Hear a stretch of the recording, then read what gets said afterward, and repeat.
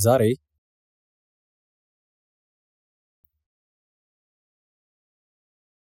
መጽሐፍ ቅዱስን እንመርምርና ስለ ሞት ጉዳይ እናስብ።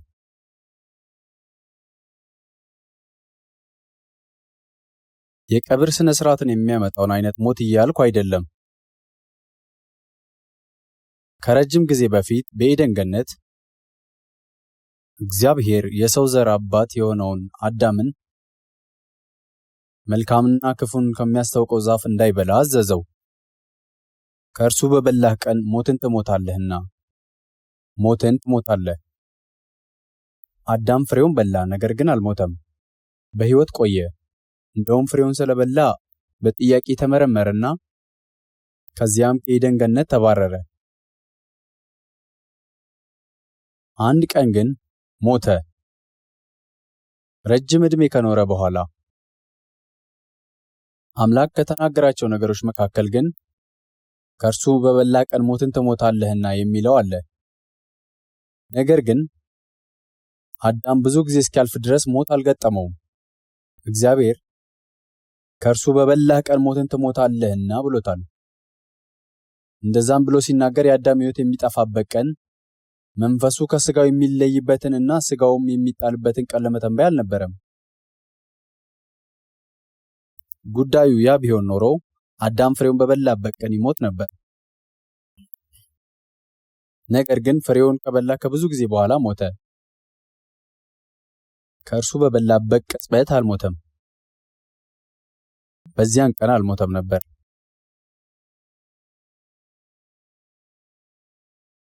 አንዳንድ ሰዎች የመጽሐፍ ቅዱስ ቃል ለማጣመም ይሞክሩና በጌታ ዘንድ አንድ ቀን እንደ 1000 ዓመት፣ 1000 ዓመትም እንደ አንድ ቀን እንደሆነ ይህን አንድ ነገር አትርሱ የሚለውን ጥቅስ ለማመልከት ይሞክራሉ። አዳም በ1000 ዓመት ውስጥ ስለሞተ በዚያን ቀን ሞተ ብለው ይከራከራሉ። የመጽሐፍ ቅዱስን ቃላት በዚህ መንገድ ያጣምማሉ። ይህ ግን እግዚአብሔር ከእርሱ በበላህ ቀን ሞትን ትሞታለህ ሲል የተናገረው አይነት ሞት አይደለም። በመጀመሪያ አዳም ፍሬውን እንደበላ ባህሪው ተለወጠ። መልካምንና ክፉን ከሚያስታውቀው ዛፍ እንደበላ ማንም ሳያስተምረው የበለስ ቅጠሎች ሰፍቶ ለእርቃኑ መሸፈኛ ግልድም ሰራ። አዳም በዓለም የመጀመሪያው ፋሽን ዲዛይነር ነበር። የታችኛውን ሰውነቱን በግልድም ሸፍኖ በዛፎች መካከል ተደበቀ። እግዚአብሔር አዳምን ሲጠራው ራቁቴን ስለሆንኩ ተሸሸኩ ብሎ መለሰለት። እግዚአብሔርም ራቁትህ እንደሆን ማን ነገረህ? ከእርሱ እንዳትበላ ካዘዝኩት ዛፍ በውኑ በላህን? ሲል ጠየቀው።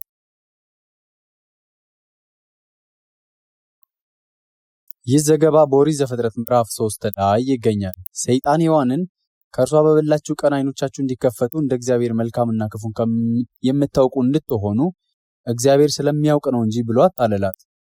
እርሷም ከስግብግብነቷ የተነሳ ፍሬውን በላች። የዚያ ውጤቱ ትክክለኛ አእምሮ ያለው ሰው አንድ ብርጭቆ ጠንካራ አልኮል ሲሰጠው ከሚፈጠረው ጋር ሊመሳሰልም ይችላል። ወዲያውኑ ዓይኖቹ በደም የተሞሉ ይሆናሉ። ከዚያ ከጥቂት ጊዜ በኋላ ፊቱ በትንሹ ወደ ሮዝ ቀለም ሊለወጥ ይችላል እና ስሜቱም ሊለወጥ ይችላል። ከእውቀት ዛፍ መብላት ምን አይነት ስሜት እንዳለው እኔ አላውቅም። ነገር ግን ምንም ይሁን ምን አዳም ከእርሱ በበላበት ቅጽበት ምንም እንኳን መሸፈኑ ከፍሬው ጋር ምንም ግንኙነት ባይኖረውም ልክ አንድ ሰው በአልኮል ሲሰክር ባህሪው እንደሚለወጥ ሁሉ የእርሱም ባህሪው ተለወጠ። ለዚህ ነው እግዚአብሔር ራቁትህን እንደሆን ማን ነገረህ? ከእርሱ እንዳትበላ ካዘዝኩት ዛፍ በውኑ በላህን? ብሎ የጠየቀው። ከዚያም አዳም ወዲያው ሰበብ ይዞ መጣ። ከእኔ ጋር እንድትሆን የሰጠኝ ሴት እርሷ ከዛፉ ሰጠችኝና በላው። ከዚያን ጊዜ ጀምሮ የሰው ልጅ ሁሉ ሰበብ የመስጠት ልምድን ወርሷል።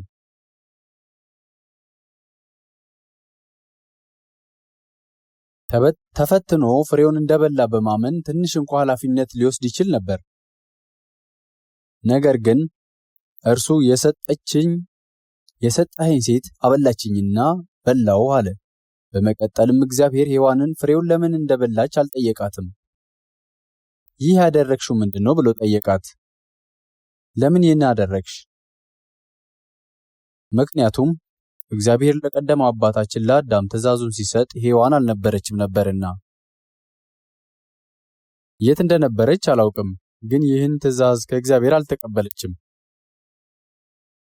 ይህንን ትእዛዝ የተቀበለው አዳም ብቻ ነበር። አንዳንዶች አንድ ወንድና ሴት አንድ አካል ናቸው ብለው ይከራከሩ ይሆናል።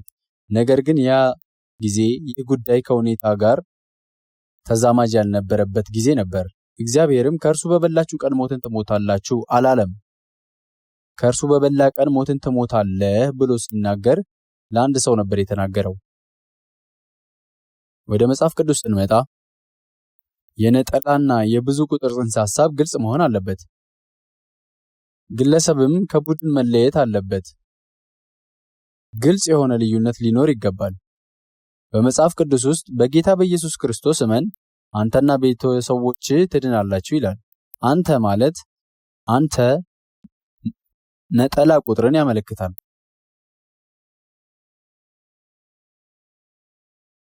ደግሞም ለሰው ሁሉ የሚያበራው እውነተኛ ብርሃን ወደ ዓለም ይመጣ ነበር ሲል እውነተኛው ብርሃን መጣ ይላል።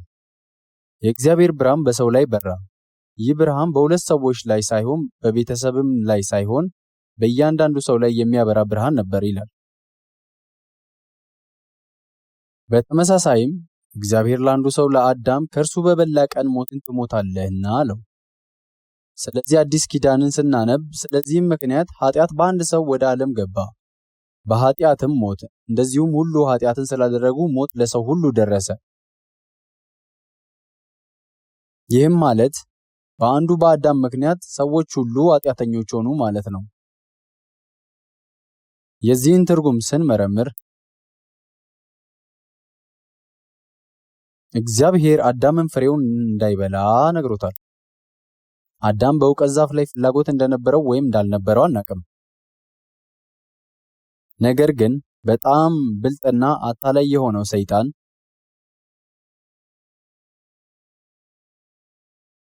ከእባቡ ጋር ነበር። ያ እባብ አዳምን ፈተነው።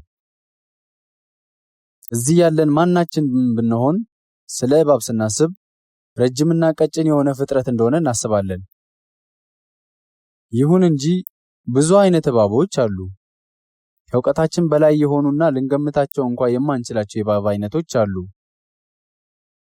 ይህ ምን አይነት እባብ እንደሆነ አላውቅም። ግን ይህ እባብ እባቦች ከመረገማቸው በፊት የነበረው ነው።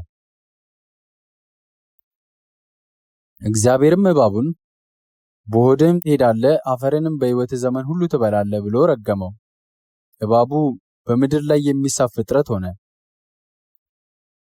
ይህ እባብ ግን ከዚህ እርግማን በፊት የነበረ ነበር። ይህ እባብ በሆነ መንገድ ከሰው ጋር መግባባት የሚችል ይመስላል። እባቡ ሴቲቱን ፍሬውን ከበላች እንደ እግዚአብሔር እንደምትሆን አስተማራት፣ እንደ አምላክ እንደምትሆን ተናግሯት ነበር።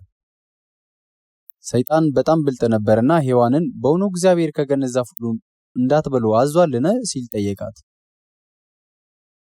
ሔዋን ትንሽ ብልህ ብትሆን ኖሮ ሰይጣን በብዙ ቁጥር እናንተ ብሎ ሲያናግራት ለምን እናንተ ትላለህ? እኛ አይደለንም በእግዚአብሔር የታዘዝነው፣ ሂድ ባሌን በቀጥታ ጠይቀው ትለው ነበር። ይህም ብታደርግ ኖሮ ነገሮች ጥሩ ይሆኑ ነበር። ነገር ግን በምትኩ ራሷን ፊት ለፊት አድርጋ እንዳንበላ አለች።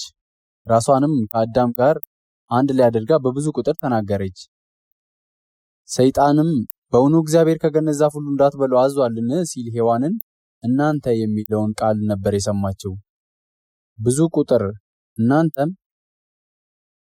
ከዚያም ሐሳቧ ተለውጦ እኛ በማለት በብዙ ቁጥር መለሰች። ድምፅን በሚያሳልፍ ሕንፃ ውስጥ ወይም በተራሮች ላይ ጮክ ብለን ብንጮህ የራሳችንን የተስተጋባ ድምፅ እንሰማለን። እሱም በእርግጠኝነት የድምፃችን አይነት ድምጸት ያለው ይሆናል። ነገር ግን ድምፁ ይቀየራል። እባቡ ሔዋንን በፈተና ጊዜ ጥያቄው ብዙ ቁጥርን እንዲያመለክት አድርጎ በእውኑ እግዚአብሔር ከገነት ዛፍ ሁሉ እንዳትበሉ አዟልን ብሎ ጠየቃት። ሔዋንም እኛ የሚለውን የብዙ ቁጥር ቃል እንድታስብ ሆነ። እባብ በእውኑ እግዚአብሔር እንዳትበሉ አዟልን ብሎ ጠየቃት። ሔዋን ከእግዚአብሔር ምንም ትእዛዝ እንዳልተሰጣት ብትነግረው ኖሮ ነገሩ እዚያ ላይ ይቋጭ ነበር። እግዚአብሔር ባሏን አዳምን ብቻ እንዳናገረውና ይህም የሷ ጉዳይ እንዳልሆነ ብትመልስለት ኖሮ መልካም ይሆን ነበር። ሆኖም ግን እናንተ የሚል ጥያቄ ሲቀርብላት እኛ ስትል መለሰች። እናም በአንዳንድ የመጽሐፍ ቅዱስ ትርጉሞች ላይ እንደተገለጸው አምላክ አለዚያ ትሞታላችሁ ወይም እንዳትሞቱ ብሎ እንደተናገረ አድርጋ ግምት ወሰደች። ከዚያም ሰይጣን ሞትን አትሞቱም በማለት አረጋገጠላት። ሴቲቱም ዛፉ ለመብላት ያማረ እንደሆነ ለዓይንም እንደሚያስጎመጅ ለጥበብም መልካም እንደሆነ አየች። ከፍሬውም ወሰደችና በላች። ምናልባት ጣዕሙን በጣም ወዳው ሊሆን ይችላል፣ ወይም ምናልባት በጣም ደስተኛ አድርጓት ሊሆን ይችላል። ያም ሆነ ግን ከዚያ ለባሏም ሰጠችው። እኔ ባሏ በሆን ኖሮ ምን አደርግ ነበረ ብዬ አስባለሁ። ባልየው የተከለከለውን ለምን በላሽ? አንቺ በላሽው፣ እኔ ግን አልበላውም ቢላት ኖሮ በዚያ ፍቅር ይኖር ነበር። ምናልባት እሱ ስለሚወዳት ስለሚንከባከባትና ለእሷ ያለውን ፍቅር ማሸነፍ ስላልቻለ ይሆናል ፍሬው ወስዶ የበላው። ልክ ፍሬውን እንደበላ ስሜቱ ተለወጠ። ሊወደው የሚገባውን የፈጠረውን ፈጣሪ መራቅና መፍራት ጀመረ። ፍርሃቱ እንዲደበቅ አደረገው።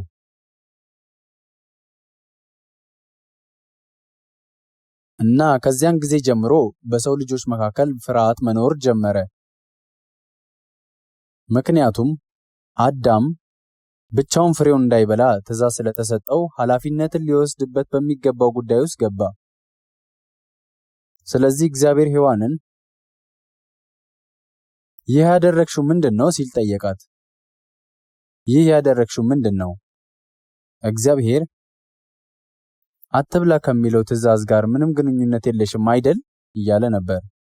ለዚህ ነው መጽሐፍ ቅዱስ ኃጢአት በአዳምና በሔዋን ምክንያት መጣ የማይለው፣ በአዳም ብቻ ነው እንጂ።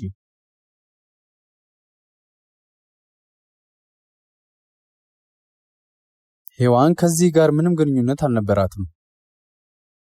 ለዚህም ነው እግዚአብሔር የሴቲቱ ዘር የእባቡን ጠላት ይሆናል ያለው።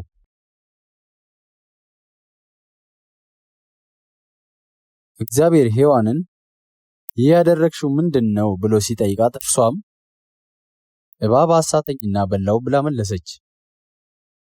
እግዚአብሔርም ለእባቡ አፈርንም በሕይወት ዘመን ሁሉ ትበላለህ፣ የሴቲቱ ዘር ራስን ይቀጠቅጣል፣ የእባቡን ራስ ይቀጠቅጣል አለው። ይህንን በጥንቃቄ ካሰብን በዚህ ዓለም ውስጥ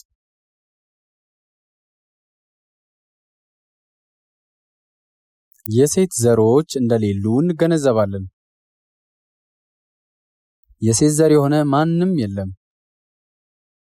ከኢየሱስ በስተቀር ሁላችንም የሰው ዘሮች ነን። የቀደመው ዋናው ዘር የመጣው ከአብ ነው።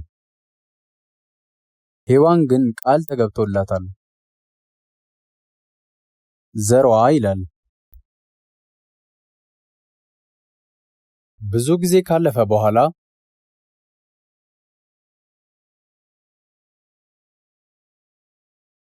ክርስቶስ ከመወለዱ ከ800 ዓመታት በፊት ድንግል ትጸንሳለች፣ ወንድ ልጅም ትወልዳለች፣ ስሙንም አማኑኤል ይሉታል። ትርጓሜውም እግዚአብሔር ከኛ ጋር የሚል ነው የሚል ትንቢት ተነግሮ ነበር። ድንግል ትጸንሳለች፣ ወንድ ልጅም ትወልዳለች። ኢየሱስ የተወለደው በማርያም ሥጋ ነው። የእግዚአብሔር ልጅ ነበር። የአዳም ልጅ አልነበረም። ሴቶች በእግዚአብሔር ዕቅድ ውስጥ አልተካተቱም ነበር። አሁን ወደ ኦሪት ዘፍጥረት ምዕራፍ 3 ለአፍታ እንሸጋገር።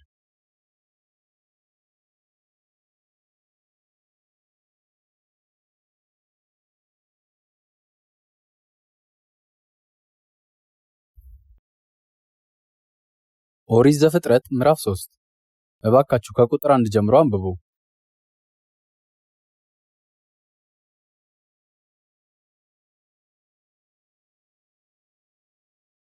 ከቁጥር 1 እስከ መጨረሻው ቁጥር። እባብም እግዚአብሔር አምላክ ከፈጠረው ከምድር አውሬ ሁሉ ይልቅ ተንኮለኛ ነበር። ሴቲቱንም በውኑ እግዚአብሔር ከገነት ዛፍ ሁሉ እንዳትበሉ አዟልን? አላት። ሴቲቱም ለእባቡ አለችው፣ በገነት ካለው ከዛፍ ፍሬ እንበላለን። ነገር ግን በገነት መካከል ካለው ከዛፍ ፍሬ እግዚአብሔር አለ፣ እንዳትሞቱ ከእርሱ አትብሉ አትንኩትም። እባብም ለሴቲቱ አላት፣ ሞትን አትሞቱም። ከእርሷ በበላችሁ ቀን ዓይኖቻችሁ እንዲከፈቱ እንደ እግዚአብሔርም መልካምንና ክፉን የምታውቁ እንድትሆኑ እግዚአብሔር ስለሚያውቅ ነው እንጂ። ሴቲቱም ዛፉ ለመብላት ያማረ እንደሆነ ለዓይንም እንደሚያስጎመጅ ለጥበብም መልካም እንደሆነ አየች። ከፍሬውም ወሰደችና በላች፣ ለባሏም ደግሞ ሰጠችው። እርሱም ከእርሷ ጋር በላ፣ የሁለቱም ዓይኖች ተከፈቱ።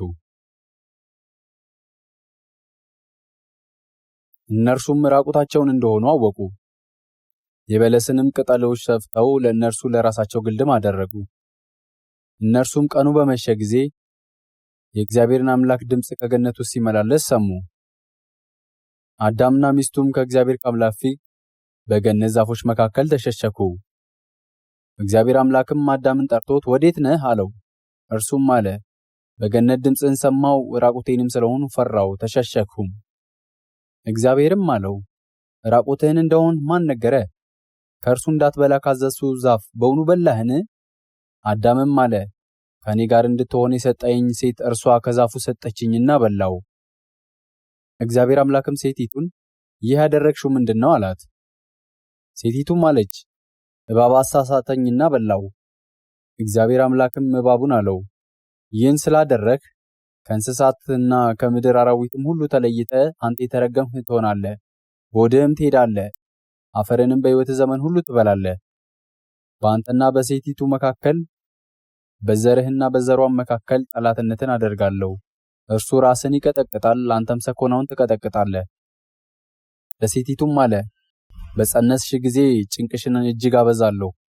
በጭንቅ ትወልጃለሽ፣ ፈቃድሽም ወደ ባልሽ ይሆናል፣ እርሱም ገዢሽ ይሆናል። አዳምንም አለው፣ የሚስትህን ቃል ሰምተሃልና ከእርሱ እንዳትበላ ካዘዝሁህ ዛፍም በልተሃልና ምድር ካንተ የተነሳ የተረገመች ትሁን። በሕይወት ዘመንም ሁሉ በድካም ከእርሷ ትበላለህ።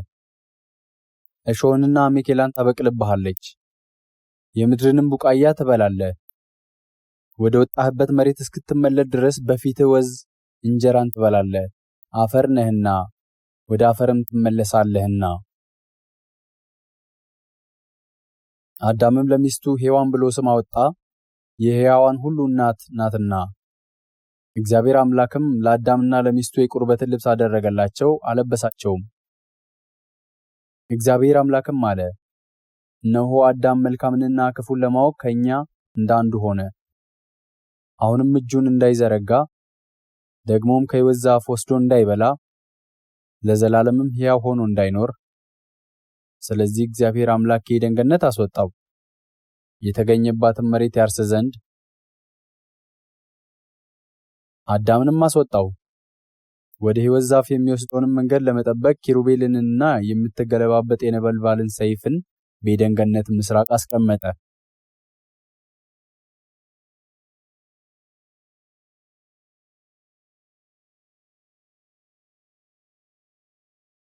አሁን ያነበብናቸውን ጥቅሶች ስንመረምር ይህ የኦሪት ዘፍጥረት ምዕራፍ 3 እያንዳንዱ ሰው በግለሰብ ደረጃ ስላለው ኃላፊነት በግልጽ የሚናገር ሆኖ እናገኘዋለን።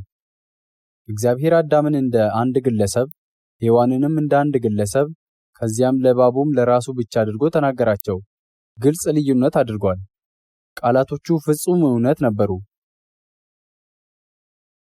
በኦሪት ዘፍጥረት ምዕራፍ 3 ቁጥር 1 ላይ እንዲህ ይላል፣ እባብም እግዚአብሔር አምላክ ከፈጠረው ከምድር አውሬ ሁሉ ይልቅ ተንኮለኛ ነበር።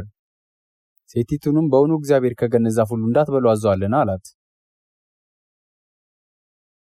እባቡ ይህን ጥያቄ ለሔዋን በጠየቀ ጊዜ ቁጥር 2 እንዲህ ይላል፣ ሴቲቱም ለእባቡ አለችው፣ በገነት ካለው ከዛፍ ፍሬ እንበላለን።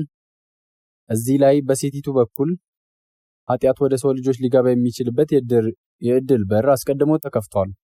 የሆነበት ምክንያት ሔዋን እንበላለን ስላለች ነው። ምንም እንኳ እግዚአብሔር ለሰው ልጅ ትእዛዙን የሰጠው ለአንድ ሰው እንጂ ለቡድን ባይሆንም። ባካችሁ ኦሪት ዘፍጥረት ምዕራፍ 2ን ከቁጥር 15 እስከ 17 በግልጽ አንብቡት። ኦሪት ዘፍጥረት ምዕራፍ 2 ከቁጥር 5 እስከ 17።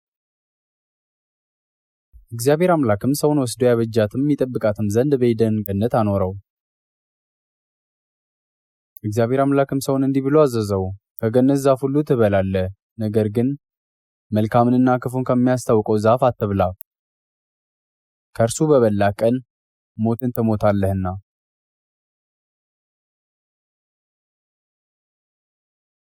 አሁን ቁጥር 15 እግዚአብሔር አምላክ ሰውን ወሰደ ይላል እንጂ ሁለቱንም ወንዱንና ሴቲቱን አይልም።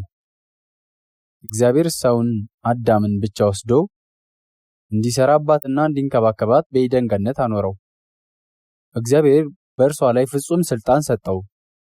በመቀጠልም አምላክ ሰውን ከገነት ዛፍ ሁሉ ትበላለህ ብሎ አዘዘው።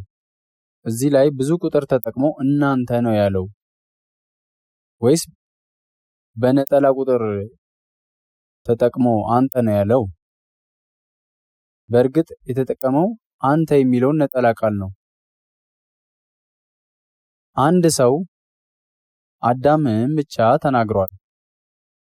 ከገነት ዛፍ ሁሉ ትበላለህ ማለትም እንደፈለክ ብላ ማለት ነው። በተጨማሪም እግዚአብሔር እንዲህ አለው፣ ነገር ግን መልካምንና ክፉን ከሚያስታውቀው ዛፍ አትብላ፣ ከእርሱ በበላ ቀን ሞትን ትሞታለህና። አምላክ አዳምና ሔዋን ሚስቱን አንድ ላይ አላናገራቸውም። ስለዚህ በኦሪት ዘፍጥረት ምዕራፍ 3 ላይ እባቡ የመጣው ከአዳምና ከሔዋን ጋር ለመነጋገር አልነበረም፣ ግን ሔዋንን ብቻዋን አናገራት፣ ደካማ ጎኗን ያውቅ ነበርና። ሰይጣን ሔዋንን ማረከ። ሔዋንን በእውኑ እግዚአብሔር ከገነት ዛፍ ሁሉ እንዳትበሉ አዟልን ብሎ ሲጠይቃት እንበላለን አለች። የብዙ ቁጥሩ እናንተ የሚለው ሐሳብ በሴቲቷ አእምሮ ውስጥ በገባበት ቅጽበት በብዙ ቁጥር መለሰች። በቁጥር 2 ላይ እንበላለን ብላ መለሰች። እንደገና ወደ ኦሪት ዘፍጥረት ምዕራፍ 3 ቁጥር 1 እና 2 እንመለስ። እባብም እግዚአብሔር አምላክ ከፈጠረው ከምድር አውሬ ሁሉ ይልቅ ተንኮለኛ ነበር። ሴቲቱንም በእውኑ እግዚአብሔር ከገነት ዛፍ ሁሉ እንዳትበሉ አዟልን አላት። ሴቲቱም ለእባቡ አለችው፣ በገነት ካለው ከዛፍ ፍሬ እንበላለን። እዚህ ላይ እኛ የሚለው አዲስ ሐሳብ መጣ። የአንድ ግለሰብ የመከላከያ ስርዓት ፈርሷል። በመቀጠል ቁጥር 3 ነገር ግን በገነት መካከል ካለው ከዛፍ ፍሬ እግዚአብሔር አለ፣ ከእርሱ አትብሉ አትንኩትም።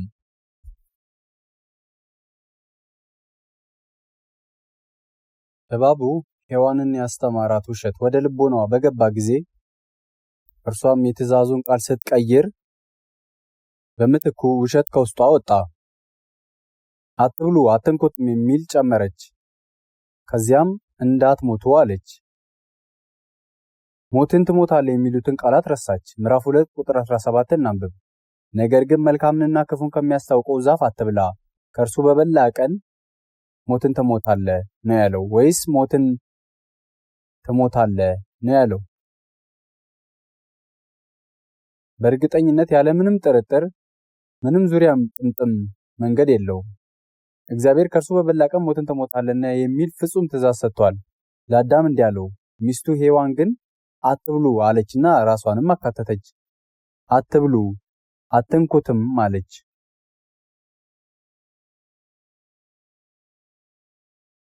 ይህ ፍሬውን መንካት ብዙም ስህተት ሊሆን እንደማይችል በማሰብ ለመንካት የነበራትን የሐሳብ መፈተን የሚያንጸባርቅ ነበር። እንዳትሞቱ የሚለው አገላለጽ ነገሩ ሊሆን የሚችልበት ዕድል እንደሚኖር ይጠቁማል። እግዚአብሔር ግን ከሱ በበላ ጊዜ ሞትን ትሞታለህ ብሏል። ስለዚህ እነዚህ ሰዎች ፍሬውን በሉ። አምላክ እንዴት እንደጠየቃቸው እስኪ እንመልከት። ምዕራፍ 3 ቁጥር 10 እንመልከት። ምዕራፍ 3 ቁጥር 10 እንዲህ ይላል፣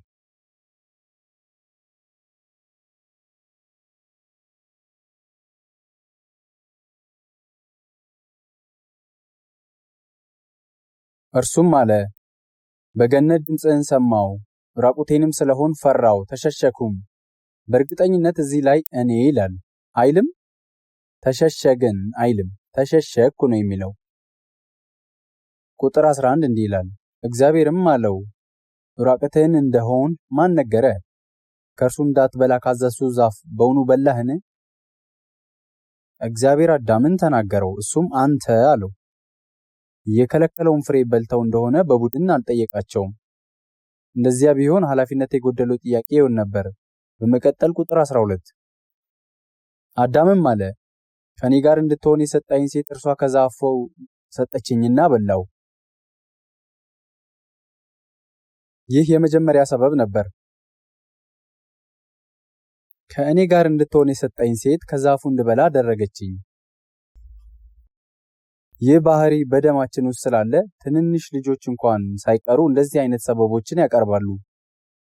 አሁን ቁጥር 13 እንዲህ ይላል፣ እግዚአብሔር አምላክም ሴቲቱን ይህ ያደረግሽው ምንድነው አላት። ሴቲቱም አለች፣ እባብ አሳተኝና በላው። እግዚአብሔር ሴቲቱን ከዚህ በላይ አልተጫናትም።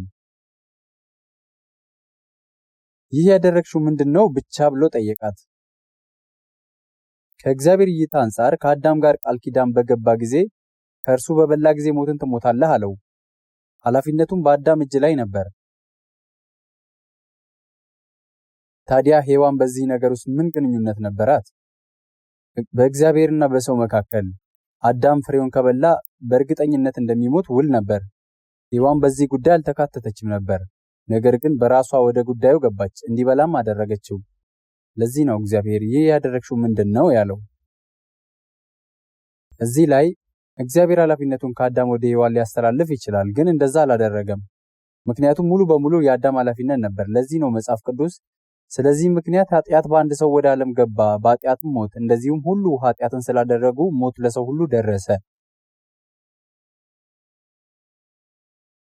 ኃጢአት የገባው በአንዱ ሰው በአዳም ምክንያት ነው እና ሔዋን ለዚህ ኃጢአት ተጠያቂ ከመሆን ይልቅ የበለጠ የሚያስፈራ ዕጣ ደረሰባት። የሴትነት ኃላፊነቷ ልጆችን በምትወልድበት ጊዜ ላይ መሰቃየት ሆነ። ሕይወቷ ሙሉ ለባሏ መገዛት አለባት። ነገር ግን ረጃጅሞቹን የታሪክ ዓመታት ብንመረምርና በእግዚአብሔር የተመረጡትን እስራኤላውያን ብንመለከት ትንቢተ ሆሴዕን በጥንቃቄ ካነበብን እግዚአብሔር ይህን ሕዝብ እንደ ሙሽራው አድርጎ ገልጿል። በእስራኤል ታሪክ የረዘመ የምጥ ሕመም የሆነውን የክርስቶስን ልደት የማምጣት ታሪክ ነው። አምላክ የገባለትን ቃል የያዘው ሕዝብ የክርስቶስን ልደት አመጣ። ይህ ብቻ ሳይሆን እግዚአብሔርን ባልታዘዙበትና በከዱበት ዘመን እግዚአብሔር እነሆ ድንግል ትጸንሳለች፣ ወንድ ልጅም ትወልዳለች፣ ስሙንም አማኑኤል ብላ ትጠራዋለች ብሎ ቃል ገብቶላቸዋል። መጽሐፍ ቅዱስ ከወንድ ጋር ንክኪ ከማታውቅ ሴት አንድ ሰው እንደሚወለድ ይነግረናል። ኢየሱስም በዚህ መልኩ ተወለደ።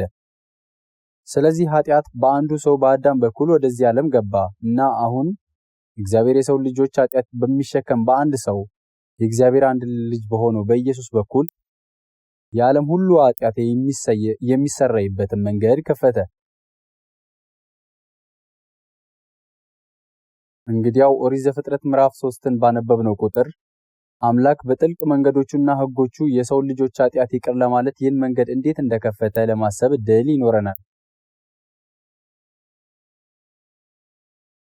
በመቀጠል በዚያን ጊዜ የአዳምን ሞት ብንመለከት በአምላክ ዓይን የአዳም መንፈስ አስቀድሞ ሞቶ ነበር። እንዴት ነበር የሞተው? ይህን እንዴት ላብራራው? እዚህ ውስጥ ሞባይል ስልክ ያለው ሰው አለ? የለም? ይህንን እንደ ምሳሌ እጠቀማለሁ። ሞባይል ስልክ በፋብሪካ ውስጥ ሲመረት ይሞከራል። ድምጽ ማስተላለፍ አለማስተላለፉን፣ ከሳተላይት ጋር ግንኙነት መፍጠር መቻል አለመቻሉንና መስራት አለመስራቱን ታረጋግጣላችሁ። እንደ ምርት ከመሸጡ በፊት በደንብ ይጠናል ወይም ይሞከራል። ምንም እንኳን የስልክ ቢሰራም ማለትም የአንድን ሰው ድምጽ ቢያስተላልፍና ማድረግ ያለበትን ሁሉ ለማድረግ አቅም ቢኖረው እንኳን ባለቤቱን እስኪያገኝ ድረስ የሞተ ነው። አንድ ሰው ስልኩን ለመግዛት ሲከፍል ንብረቱ ከሆነበት ቀንና የስልኩን ቁጥር ከተሰየመበት ቀን ጀምሮ ያ ስልክ ወደ ሕይወት ይመጣል። ግንኙነት መፍጠር ይችላል። ነገር ግን ባለቤቱ ሂሳቡን ካልከፈለ ወይም ሌላ ስህተት ካለ ስልኩ ይሞታል። ግን ስልኩ አልተሰበረም። ስልኩ በሕይወት ያለና የሚሰራ ቢሆንም ግንኙነት መፍጠር ባለመቻሉ ሞቷል። ወደ ሰው ልጆች ስንመጣ እግዚአብሔር ከፈጠራቸው ፍጥረታት መካከል እጅግ መልካም እንደሆነ አይቷል። ሰውን ከፈጠረ በኋላ እግዚአብሔር በእውነት ተደሰተ፣ ደስተኛና በደስታ የተሞላም ነበር። ለእያንዳንዳቸው ፍጥረታቱ እግዚአብሔር መልካም እንደሆነ አየ ነበር የተባለው። ሰውን ከፈጠረ በኋላ ግን እጅግ መልካም እንደሆነ አየ። ነገር ግን ይህ ሰው ሊሞት መጣ። መንፈሱ ከእግዚአብሔር ጋር የነበረው ግንኙነት ተቋረጠ ነው እንጂ በድን ሆነ ማለት አይደለም። እግዚአብሔርም ፈራው። ስለዚህ በአምላክ ዓይን መንፈሱ ሞቶ ነበር። ኢየሱስ ለሙታን ሕይወትን ሊሰጥ ወደዚህ ዓለም የመጣው በዚህ ምክንያት ነው። ይህ ለምን ሆነ? እግዚአብሔር ሰማይና ምድርን በፈጠረ ጊዜ ከጠፈር በታች ያለውን ውሃ ከጠፈር በላይ ካለው ውሃ ለየ። ይህንን በኦሪት ዘፍጥረት ምዕራፍ 1 ላይ ማንበብ እንችላለን። መጽሐፍ ቅዱስ ስለመጀመሪያው ቀን እግዚአብሔርም ብርሃን ይሁን አለ፣ ብርሃንም ሆነ። እግዚአብሔርም ብርሃኑ መልካም እንደሆነ አየ ይላል። ኦሪት ዘፍጥረት ምዕራፍ 1 እንዲህ ሲል ይጀምራል። በመጀመሪያ እግዚአብሔር ሰማይና ምድርን ፈጠረ። ምድርን ባዶ ነበረች፣ አንዳችም አልነበረባትም። ጨለማም በጥልቁ ላይ ነበር፣ የእግዚአብሔር መንፈስ በውሃው ላይ ሰፎ ነበር። እግዚአብሔርም ብርሃን ይሁን አለ፣ ብርሃንም ሆነ። ማታም ጠዋትም ሆነ አንድ ቀን። ቀጥሎ እግዚአብሔርም መልካም እንደሆነ አየ ይላል። ከዚያም በሁለተኛው ቀን እግዚአብሔር ጠፈርን አደረገ፣ ከጠፈር በታችና ከጠፈር በላይ ያሉትን ውኆች ለየ። እስከ ሰባተኛው ቀን ድረስ ላለው ነገር ሁሉ እግዚአብሔር መልካም እንደሆነ አየ። ግን ስለ ሁለተኛው ቀን እዚህ ላይ ለምን ምንም አላለም? አንድ ቃል እንኳ አይልም። 7 ሴት ልጆች ያሉበት ቤተሰብ አለ እንበል። አንድ እንግዳ ወደ ቤት መጥቶ ለታላቋ ሴት ልጅ ፊትሽ ያበራል፣ ለባለጸጋ ቤተሰብ የበኩር ልጅ ጥሩ ሚስት የምትሆኚ ትመስያለሽ አላት። ነገር ግን እንግዳው ሁለተኛዋን ሴት ልጅ ሲያገኛት ጥሩም ሆነ መጥፎ ምንም አይነት አስተያየት ሳይሰጣት፣ ነገር ግን ከንፈሩ ወደ ውስጥ ገጥሞት አይቷት አለፋት። ሶስተኛዋን ሴት ልጅ አይቶ እንዴት ቆንጆ ነሽ አላት። አራተኛዋን ሴት ልጅ አይቶ በጣም ጥሩ መልክ አለሽ አላት። ሌሎቹን ሴቶች ልጆች ሁሉ ካደነቀ ሁለተኛዋ ሴት ልጅ አታዝንምን? ታዝናለች ወይስ አታዝንም? በእርግጠኛነት ትጎዳለች፣ በጣምም ታዝናለች። ስለዚህ ይህ ሰው ሌሎች ሁሉ ካደነቀና ውብ፣ ቆንጆ ወይም የሚያምሩ እንደሆኑ ከተናገረ፣ ነገር ግን ስለ ሁለተኛዋ ሴት ልጅ ምንም ካላለ እርሷ አትጎዳምን? እንዲህ ከሆነ እግዚአብሔር አዳምን ሲፈጥረው በእውነት የተደሰተ ከሆነ ስለ ሁለተኛው ቀን ምንም አይነት አስተያየት ያልተሰጠበት ምክንያት ምንድን ነው? እግዚአብሔር ረስቶት ነውን? እስኪ ስለዚህ ጉዳይ እናስብ። እባካችሁ ኦሪት ዘፍጥረት ምዕራፍ 1 ቁጥር 6 እስከ ቁጥር 8 እናንብብ።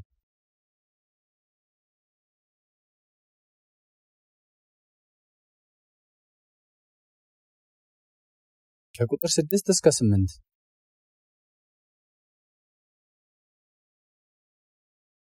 እግዚአብሔርም በውኆች መካከል ጠፈር ይሁን፣ በውሃና በውሃ መካከል ይከፈል አለ።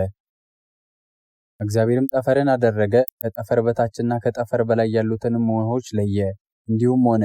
እግዚአብሔርም ጠፈርን ሰማይ ብሎ ጠራው። ማታም ሆነ ጧትም ሆነ ሁለተኛ ቀን።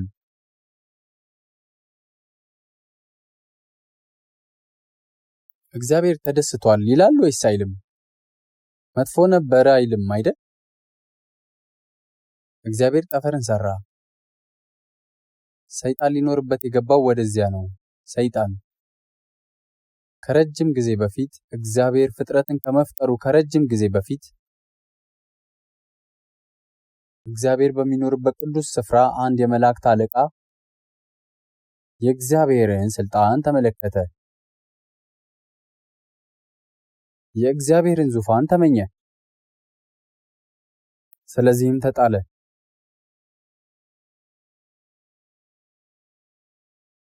ይህ የወደቀው የመላእክት አለቃ ሰይጣን ነው። ከዚያም ተጣለና ይህም ቦታ ጠፈርን ያዘ። ስለዚህም ነው እግዚአብሔር ለአዳም ይህን ጽዱ፣ ንጹህ፣ ውብ ቦታ የኤደን ገነት እንዲጠብቅና እንዲከላከል ስልጣን የሰጠው። እግዚአብሔር እንዲጠብቀው ነገረው። ይህ ማለት ሌባ አለ ማለት ነው። ሌባ ወይም ሌላ ነገር ባይኖር ኖሮ ቁልፍ ወይም ፖሊስ ያስፈልግ ነበር እንዴ?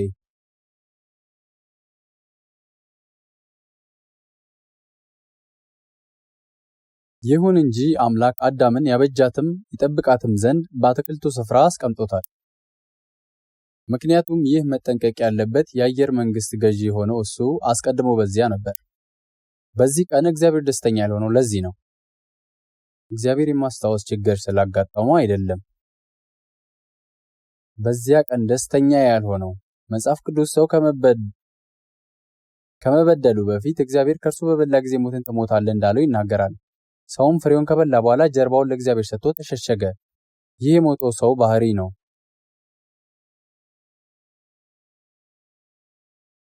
ይህንን ገጽ እዚህ ላይ እንያዘውና ወደ አዲስ ኪዳን እንሻገር። ወደ ኤፌሶን ሰዎች ምዕራፍ 2።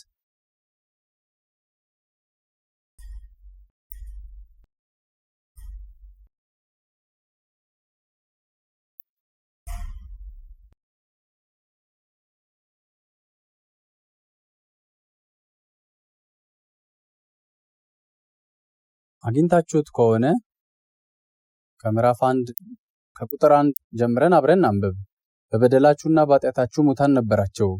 ሐዋርያው ጳውሎስ እነዚህን ቃላት የጻፈው ለኤፌሶናውያን በኤፌሶን ላሉ ክርስቲያኖች ማለትም በኢየሱስ ለሚያምኑ ሰዎች በጻፈው ደብዳቤ ላይ ነው። በበደላችሁና በኃጢአታችሁ ሙታን ነበራችሁ፣ ነገር ግን ሕያው ሆናችሁ። የኤፌሶን ቤተክርስቲያን የሐሰተኞች ስብስብ አልነበረም። ሕያዋን ሆንን ማለትም ምን ማለትህ ነው? መቼ ሞትን ብለው አልመለሱለትም። እየተነፈሱ እየተናገሩና እየተንቀሳቀሱ ቢሆንም እንኳን መንፈሳቸው በእግዚአብሔር ፊት ሞቶ ነበር።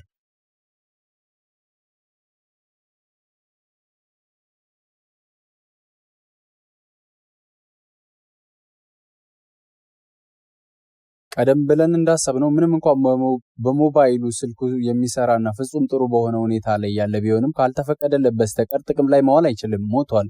ይህ ምናልባት ለመኪናም ተመሳሳይ ነው። ታርጋው ከተነሳና ፖሊስ ጥቅም ላይ መዋል እንደማይችል ከተናገረ መኪናው በመሰረቱ ሞቷል። ይህ ማለት ግን መኪናው መሄድ አይችልም ማለት አይደለም። ይህ ለማንኛውም መኪና ወይም አውሮፕላን ወይም ማንኛውም ተሽከርካሪ የሚሰራ ነው። መኪና ሲመዘገብና ሲፈቀድለት ብቻ ነው ጥቅም ላይ መዋል የሚችለው። ለሰዎችም ቢሆን ወደዚህ ዓለም የተወለዱት በወላጆቻቸው የደም ዝርያ ነው።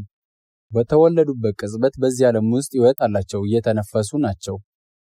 በአምላክ ፊት ግን በበደልና በኃጢአት የሞቱ ናቸው። ምንም እንኳ ቢተነፍሱም ቢናገሩም ሌላውንም ሁሉ ነገር ቢያደርጉም ግን ሞተዋል። ኢየሱስ ወደ ዓለም የመጣው በዚህ ምክንያት ነው። አይሁዳውያን ሕጉን በመያዝ ክርስቶስን እየጠበቁ ነበር። እናም እግዚአብሔርን ያምኑ ነበር። ነገር ግን ገና አዲስ መወለድን ስላላገኙ በእግዚአብሔር ፊት የሞቱ ነበሩ። ያ ማለት ገና እንደ አዲስ አልተወለዱም። አንድ ቀን ከአይሁዶች አለቆች መካከል ኒቆዲሞስ የሚባል አንድ ሰው ኢየሱስን ሊፈልግ መጣ። የምትሰራውን ሥራና የምታደርገውን ታምራት ስናይ አንተ ከእግዚአብሔር ዘንድ የመጣ መምህር እንደሆን እናውቃለን አለው። ኢየሱስም ሰው ዳግመኛ ካልተወለደ በቀር የእግዚአብሔር መንግሥት ሊያይ አይችልም ሲል መለሰ። ሰው ከውሃና ከመንፈስ ካልተወለደ በቀር ወደ እግዚአብሔር መንግሥት ሊገባ አይችልም። እነዚህ ቃላት የሚናገሩት በአዳም ደም የተሰወረውን ሕይወት ማግኘት ብቻ በቂ አይደለም፣ መንፈስ የሆነ ጊዜ ላይ ዳግመኛ መወለድ አለበት የሚለውን ሐሳብ ነው። መለወጥ አለበት። እንዲህ የሚል መዝሙር አለ። የተባረከ ማረጋገጫ ኢየሱስ የኔ ነው፣ ከመንፈሱ የተወለድሁ በደሙ የታጠብሁ፣ ፍጹም መገዛት ሁሉም በእረፍት ላይ፣ እኔ ባዳኜ ደስተኛ ነኝ ተባርኬያለሁም። ይሄ ታሪኬ ነው፣ ይሄ መዝሙሬ ነው፣ ቀኑን ሙሉ አዳኜን አመሰግነዋለሁ። ይህ ታሪኬ ነው፣ ይሄ መዝሙሬ ነው፣ ቀኑን ሙሉ አዳኜን አመሰግነዋለሁ። ይህ ምስክርነት ነው አይደል? ሰው የተለወጠው በዚህ መንገድ ነው አይደል? እንደዚህ ዳግመኛ የመወለድ የተረጋገጠ ልምድ አለ። ነገር ግን ካልተጠነቀቅን በሕይወታችን ስንኖር በሃይማኖታዊ ትጋት ብቻ በኢየሱስ ፊት ከቆምን ከኒቆዲሞስ ጋር ተመሳሳይ ሁኔታ ላይ ነን። ስለዚህ ኢየሱስ በአምላክ ለሚያምኑና ሕጉን ለመጠበቅ ለሚጥሩ ሃይማኖተኛ ሰዎች የተናገረውን እናነባለን።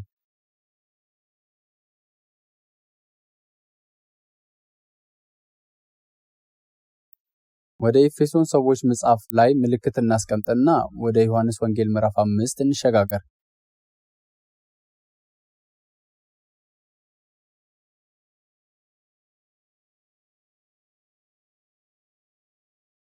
የዮሐንስ ወንጌል ምዕራፍ 5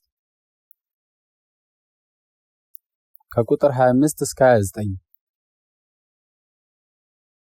ሁላችንም ጮክ ብለን አንብበው። እውነት እውነት እላችኋለሁ ሙታን የእግዚአብሔርን ልጅ ድምፅ የሚሰሙበት ሰዓት ይመጣል፣ እርሱም አሁን ነው። የሚሰሙትም በሕይወት ይኖራሉ። አብ በራሱ ሕይወት እንዳለው እንዲሁ ደግሞ ለወልድ በራሱ ሕይወት እንዲኖረው ሰጥቶታልና። የሰው ልጅም ስለሆነ ይፈርድ ዘንድ ሥልጣን ሰጠው። በመቃብሩ ያሉትን ሁሉ ድምፁን የሚሰሙበት ሰዓት ይመጣል። መልካምም ያደረጉ ለሕይወት ትንሣኤ፣ ክፉም ያደረጉ ለፍርድ ትንሣኤ ይወጣሉና በዚህ አትደነቁ። እውነት እውነት እላችኋለሁ ሙታን የእግዚአብሔርን ልጅ ድምፅ የሚሰሙበት ሰዓት ይመጣል፣ እርሱም አሁን ነው። የሚሰሙትም በሕይወት ይኖራሉ። ይህ በቁጥር 25 ላይ ነው። ለዘመናዊ ሳይንስ ወይም ለዘመናዊ ስነ-ሰብ ተመራማሪዎች፣ ስነ ሕይወት ተመራማሪዎች ወይም እንደዚህ ላሉ ሰዎች እነዚህ ቃላት ትርጉም የላቸውም።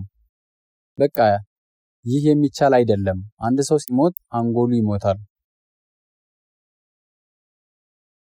እና የመስማት ችሎታ ያላቸው ነርቮች መስራት ያቆማሉ። ታዲያ ሙታን የትኛውንም አይነት ድምፅ እንዴት ሊሰሙ ይችላሉ? መጽሐፍ ቅዱስ በግልጽ ይናገረዋል። መጽሐፍ ቅዱስ እንዲህ ይላል፣ ለፍጥረታዊ ሰው የእግዚአብሔር መንፈስ ነገር ሞኝነት ነውና አይቀበለውም፣ በመንፈስም የሚመረምር ስለሆነ ሊያውቀው አይችልም። ይህ በአንደኛ ቆሮንቶስ ላይ ተጽፏል። ከዚህ አንጻር ኢየሱስ እውነት እውነት እላችኋለሁ ሙታን የእግዚአብሔር ልጅ ድምፅ የሚሰሙበት ሰዓት ይመጣል። በእግዚአብሔር ፊት በአዳም ለዘላለም የሞቱት ሰዎች የእግዚአብሔር ልጅ ድምፅ የሚሰሙበት ሰዓት ይመጣል ብሏል። ሰዎች የመስማት ችሎታቸው ስለሞተ እነዚህን ሙታን መስማት አይችሉም ይሉ ይሆናል። ኢየሱስ ግን እየተናገረ የነበረው ስለዚህ አልነበረም። ምንም እንኳን ሰዎች ድምፆችን መስማትና መለየት ቢችሉም የእግዚአብሔርን ድምፅ እንደሚሰሙ እና መንፈሳቸው እንደሚነቃ ቃል እየገባ ነበር። ሙታን የእግዚአብሔርን ልጅ ድምፅ የሚሰሙበት ሰዓት ይመጣል፣ እርሱም አሁን ነው። የሚሰሙትም በሕይወት ይኖራሉ። ሰዎች የእግዚአብሔርን ቃል እየሰሙ ሳለ አንዳንድ ሰዎች በጣም አመስጋኞች ሊሆኑ ይችላሉ። በመጽሐፍ ቅዱስ ውስጥ ባሉት ቃላት የጌታን ድምፅ እንደምትሰሙ በሕሊናችሁ ተረድታችኋል። አንድ ቀን ችግራችሁ ተፈቷል።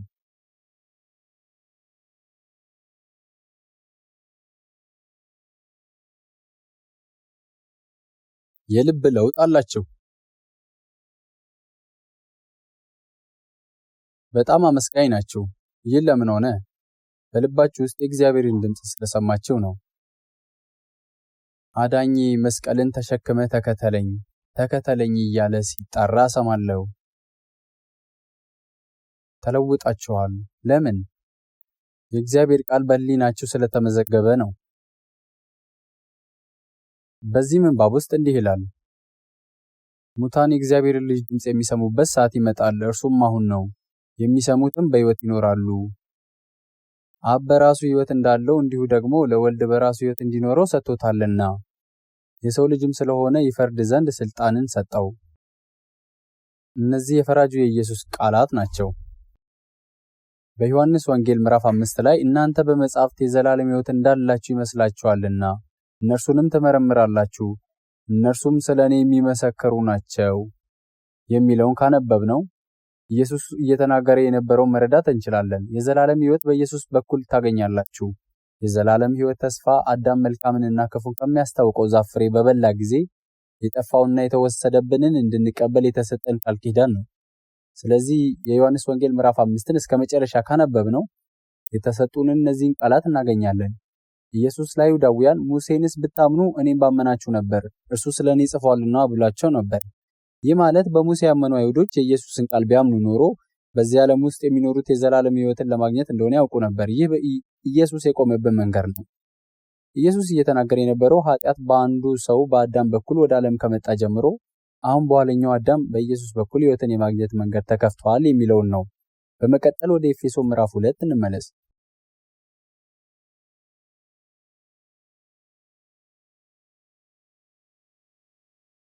ኤፌሶን ምዕራፍ 2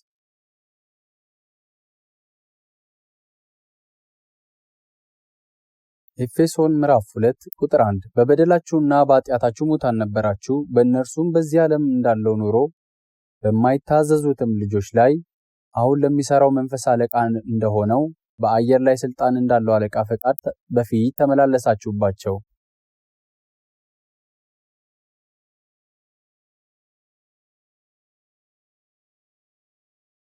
በዚህ ጥቅስ ውስጥ በዚህ ዓለም እንዳለው ኑሮ የሚያመለክተው እናንተ ሕያው ከመደረጋችሁ በፊት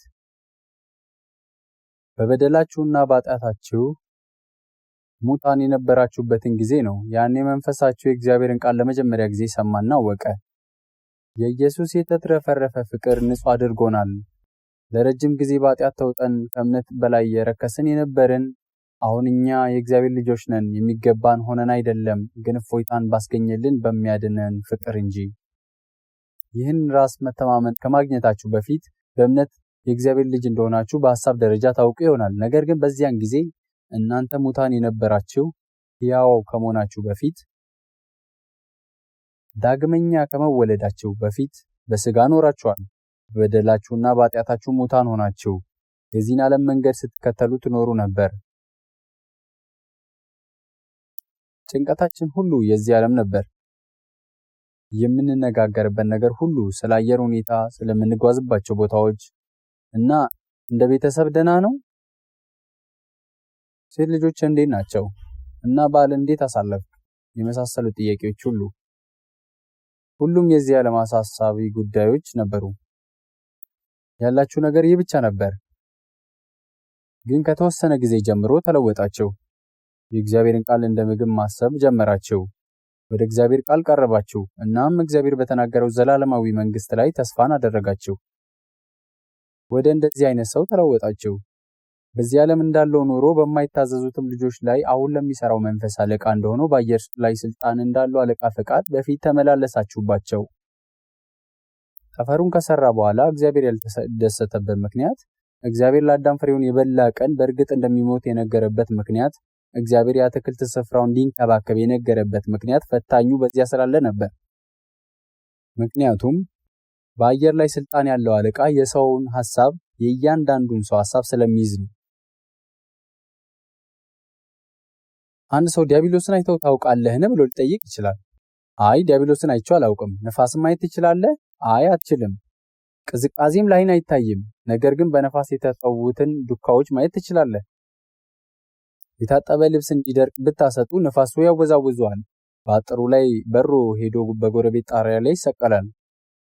ልብሱን መልሳችሁ ማግኘት ከፈለጋችሁ ወደ ጎረቤታችሁ ሄዳችሁ ሰላምታ ማቅረብና አስቸጋሪ ሂደትን ማለፍ ይኖርባችኋል።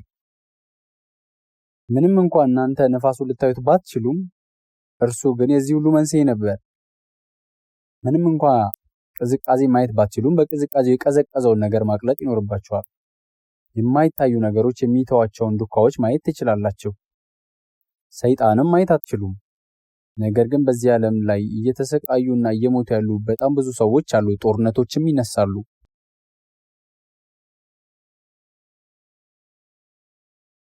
በጣም ብዙ ሰዎች ሞተዋል። ይህም አንደኛውን የዓለም ጦርነትና ሁለተኛውን የዓለም ጦርነት አስከትሏል። እና ከዚያ በፊት ምን ይመስል ነበር? በዚህ ዓለም ውስጥ ስንት ጦርነቶች ነበሩ? ከቃይል ጀምሮ ከአዳም ልጅ ቃይል ጀምሮ በዚች ምድር ላይ ስንት የጥቂት ጦርነቶች ተደርገው አልፈዋል። ያለ ዲያብሎስ ይህ ሊሆን ይችል ነበርን? ሰይጣን ባይኖር ኖሮ ይህ ሊሆን ይችል ነበርን? ዲያብሎስ ከሰዎች ጋር በጣም እንደ ወዳጅ የሆነ ይመስላል።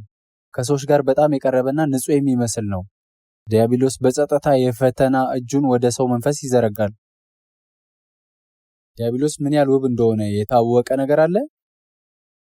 አንድ ታሪክ ልንገራችሁ። ከረጅም ጊዜ በፊት በእስራኤል ሀገር ውስጥ በጣም ጠንካራ ሰው ነበር። ይህ ጠንካራ ሰው ከፍልስጤማዊት ሴት ጋር በፍቅር ወደቀ።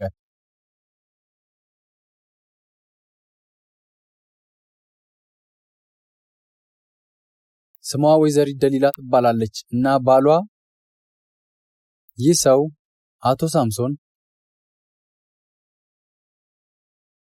ደሊላ ሳምሶንን ጸጉሩ እንዲቆረጥ የመፈተን ኃይል ነበራት። ይህም በመጨረሻ የራሱን ጥፋት አስከተለ። ረጅምና የሰላ ጥርስ ቢኖራት በረጅሙ ያደገ ጥፍር ቢኖራትና ወደ ሳምሶን ሄዳ አሸንፋለሁ ብትለው ኖሮ ማድረግ የሚጠበቅበት ነገር እርሷም በላያዋ ላይ ወጥቶ መርገጥ ብቻ ነበር። እርሷም ትሞት ነበር። ነገር ግን ይህች ሳምሶን የፈተነችው ሴት በሳምሶን ዓይን ከታዩት የእግዚአብሔር እጅግ ውብ ስራዎች መካከል አንዱ ትመስል ነበር። ሳምሶን ሙሉ በሙሉ ተሸነፈላት። ይህም ዲያብሎስ በእውነት የዛን ያህል ቆንጆ ሊሆን እንደሚችል ለማሳየት ይችላል። ሰይጣን በምንም መልኩ የተጨማለቀ ፍጡር ወይም በጣም አስፈሪ የመሰለ ነገር አይደለም። ቀንድ ወይም እንደዚህ ያለ ነገር የለውም። ሰይጣን የሰው ልጆችን ሁሉ አእምሮ ይይዛል እናም የውሸት አስተምህሮችን በውስጣቸው ያደርጋል።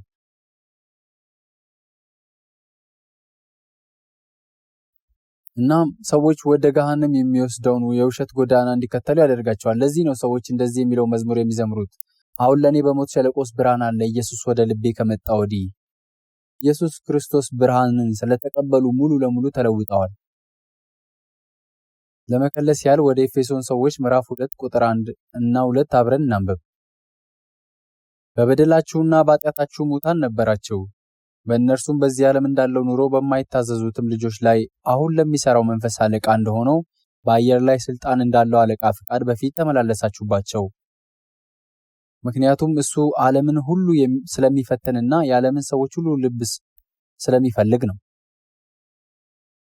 የቱንም ያህል ጻድቅ ወይም መልካም ብትሆኑ በአምላክ ፊት ራሳችሁን የምትሸፍኑባቸው ስነ ምግባሮች፣ ትምህርቶች ወይም ሕጎች ከአምላክ እንድትርቁ አድርገዋቸዋል። ልክ ጥቁር ደመና ፀሐይን ጋርዷት ልታዩት ብትሞክሩ እንኳን እንዳታዩት እንደሚያደርጋችሁ ማለት ነው።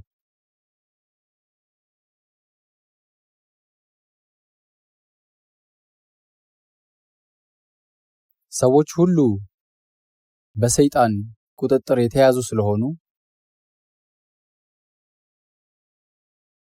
እኛን ነፃ ለማውጣት እግዚአብሔር መንፈስ ቅዱስን ወደዚህ ምድር ላከ።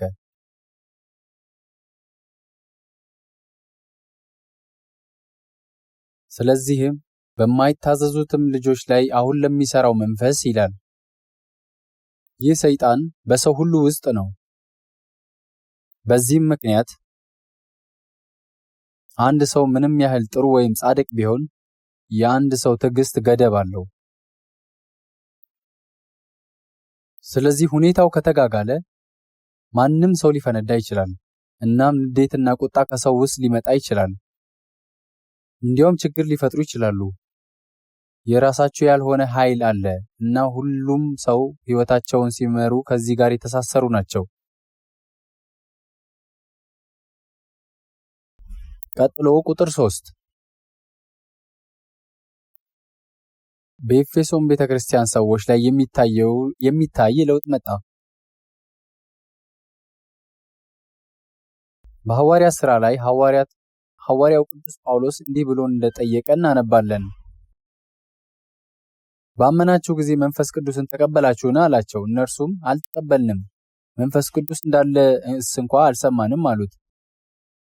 በእውነት እንደዛ ከሆነ ብሎ ሐዋርያው በድጋሚ አስተማራቸው። መንፈስ ቅዱስም እንደወረደ አወቁ። በኤፌሶን እንደዚህ አይነት ሰዎች ነበሩ። ጥቅል መጽሐፎቻቸውን ሌሎች ነገሮች ይዞ አምጥተው ያቃጠሉ ሰዎችም ነበሩ።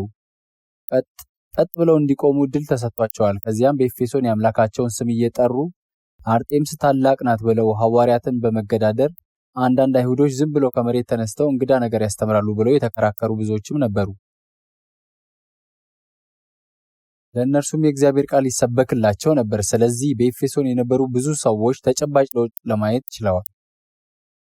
ለዚህም ነው ሐዋርያው ቅዱስ ጳውሎስ በኤፌሶን ቤተክርስቲያን ላሉ አማኞች መልእክት የላከው። በእነዚህም ልጆች መካከል እኛ ሁላችን ደግሞ የሥጋችንንና የልቦናችንን ፍቃድ እያደረግን በሥጋችን ምኞት በፊት እንኖር ነበርን። እንደ ሌሎችም ደግሞ ከፍጥረታችን የቁጣ ልጆች ነበርን። እኛ ገና ያላመንን የዓለም ሰዎች ነበርን። እግዚአብሔር የማናውቅ ሰዎች ነበርን። እንደዚህ የኖርን አልነበረምን እያለ ነበር። በእነዚህም ልጆች መካከል እኛ ሁላችን ደግሞ እንኖር ነበር። ሐዋርያው ቅዱስ ጳውሎስ አይሁዳዊና በእግዚአብሔር የሚያምን ሰው ነበር። ይህን ወንጌል ለኤፌሶን ቤተክርስቲያን እንደሰበከ ሰው እንዲህ አለ። በበደላችሁና በኃጢአታችሁ ሙታን ነበራችሁ፣ በእነርሱም በዚህ ዓለም እንዳለው ኑሮ በማይታዘዙ ልጆች ላይ አሁን ለሚሰራው መንፈስ አለቃ እንደሆነው በአየር ላይ ስልጣን እንዳለው አለቃ ፍቃድ በፊት ተመላለሳችሁባቸው። ያ መንፈስ እየተከተላችሁ ነበር እያለ ነበር። ነገር ግን በእነዚህም ልጆች መካከል ሁላችን ደግሞ እንኖር ነበር ሲል ኢየሱስን ካመነ አንድ አይሁዳዊና ወንጌልን ካስፋፋ ሐዋርያ እይታ አንጻር ነበር የተናገረው። እሱና እነሱ ተመሳሳይ እንደነበሩ እየተናገረ ነበር። በእነዚህም ልጆች መካከል እኛ ሁላችን ደግሞ የሥጋችንንና የልቦናችንን ፍቃድ እያደረግን በስጋችን ምኞት በፊት እንኖር እንደነበር ሌሎችም ደግሞ ከፍጥረታችን የቁጣ ልጆች ነበርን። ይህም በእግዚአብሔር ዓይን እኛ በኢየሱስ የማያምኑ ሰዎች ነበርን። እኛ በተፈጥሮ የአዳም ዘሮች ነበርን። እዚህ ላይ እንዲህ ይላል፣ ከፍጥረታችን የቁጣ ልጆች ነበርን። ይህ ባለፈው ጊዜ ነበር። ከዚያም ቁጥር 4 እንዲህ ይላል፣ ነገር ግን እግዚአብሔር በምሕረቱ ባለጠጋ ስለሆነ ከወደደን ከትልቅ ፍቅሩ የተነሳ በበደላችን ሙታን እንኳን በሆነን ጊዜ ከክርስቶስ ጋር ሕይወት ሰጠን። በአዳም ሞተን የነበርን እኛ በጸጋ ድናችኋልና ተባልን። እኛ እንድናለን አይደለም የሚለው ድነናል። እነዚህን ቃላት ማመን ካልቻላችሁ ጥርጣሬዎች ከተነሱና አሁንም አንድ ሰው ስለ መዳን እንዴት በቀላሉ እንደሚናገር ካሰባችሁ ይህ አስተሳሰብ የሚመጣው ከሃይማኖታዊ ትጋት ነው። ከሃይማኖታዊ ትጋት። ይህ በልቡ ስለ መዳኑ ምስጋና የሌለው ሰው አመለካከት ነው። ይህ ለምን ሆነ? ያዳነው መንፈስ በልቡ ስላልሰፈነ ነው። እንዲህ የሚል መዝሙር አለ።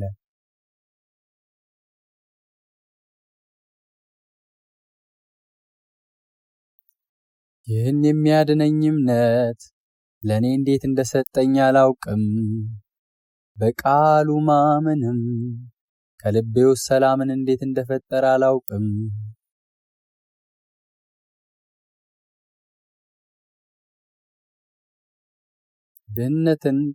ድህነትን ከማግኘታችሁ በፊት ባለው ጊዜና ከተቀበላችሁበት ጊዜ ጀምሮ ባለው ጊዜ ግልጽ ልዩነት ሊኖር ይገባል። በጸጋ ድናችኋል የሚሉ ቃላት ተራ ቃላት አይደሉም። አንድ ቀን በፍርዱ ጊዜ እነዚህ ቃላት መለኪያ ይሆናሉ። እና በእግዚአብሔር ጸጋ አሁን ብዙ በረከቶች የኔ ናቸው። የጌታ ጸጋ እጅግ ውድ ነው። በአንድ ደራሽ የውሃ ፍሰቱ ውስጥ ሆኜ የተንገላታው ነው እንበል። የውሃው ፍሰት ጠንካራ ነው። ከዚያም አንድ ሰው ሲያልፍ እርዳኝ ብዬ እጣራለሁ። ስለዚህ ጃኬቱን አውልቆ ሊዘረጋልኝ ቢሞክር ሊደርስብኝ ስላልቻለ ልብሱን ቀዶ እንደ ገመድ አሰረው። ሱሪውን እንኳን ሳይቀር በማውለቅ መቅደድ ነበረበት። ገመዱን ወረወረልኝና ወደ ዳር ጎተተኝ። በኋላ ወደዚህ ሰው ሄጄ የልብሱ ዋጋ አስቤ ልሰጠው ይሆን? እንዲህ ላለሁን ጸጋን አግኝቻለሁ፣ ጸጋውን ለበስኩት አይደል? ያ ሰው ኃይሉን ሁሉ ተጠቅሞ ጎትቶ አውጥቶ አዳነኝ።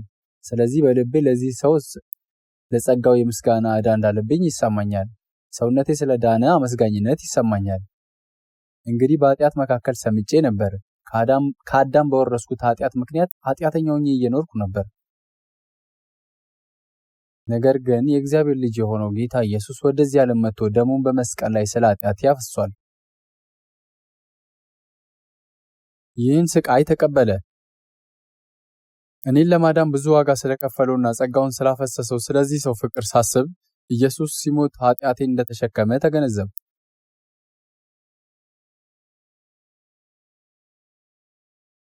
ከእርሱ ጋር ተቀብሬያለሁ፣ እርሱም ስለ ጽድቄ ተነስቷል።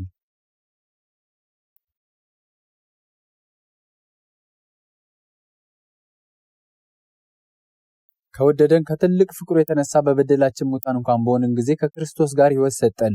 በጸጋ ድናችኋልና በሚመጡ ዘመናትም በክርስቶስ ኢየሱስ ለእኛ ባለው ቸርነት ሁሉ ከሁሉ የሚበልጠውን የጸጋውን ባለጠግነት ያሳይ ዘንድ ከእርሱ ጋር አስነሳን። በክርስቶስ ኢየሱስም በሰማያዊ ስፍራ ከእርሱ ጋር አስቀመጠን። ቁጥር 6ን በተመለከተ ምንም እንኳ እኛ በሕይወት ያለነው በዚህ ዓለም ውስጥ ሕይወታችንን ብንኖርም ከክርስቶስ ጋር ተሰቅያለሁ የሚለውን ቃል ማሰብ እንችላለን። የኢየሱስን ሞት በጥሞና ሳስብ እግዚአብሔር ኃጢአቴን በልጁ ላይ እንደጫነ ስለ እኔ ሲል ፍርድ እንዲቀበል እንዳደረገው ተገነዘብኩ። እዚህ ላይ ምልክት እናደርግበትና ወደ ገላትያ ሰዎች ምዕራፍ 2 ለአንድ አፍታ እንሸጋገር። ወደ ኤፌሶን ሰዎች ከተላከው መልእክት በፊት የሚገኝ ነው።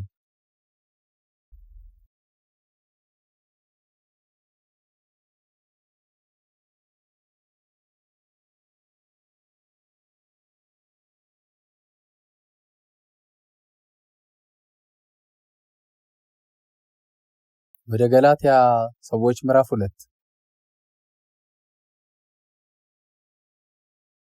ከቁጥር 16 ጀምሮ እናንብብ።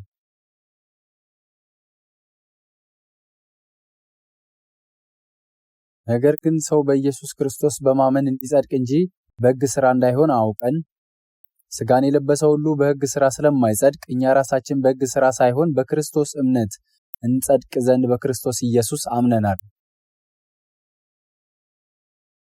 በሕጉ መሠረት የቱንም ያህል ጻድቅ ብትሆኑ እንኳ ያ ጽድቃችሁ ከጸሐፍትና ከፈሪሳውያን ጽድቅ ሊበልጥ አይችልም።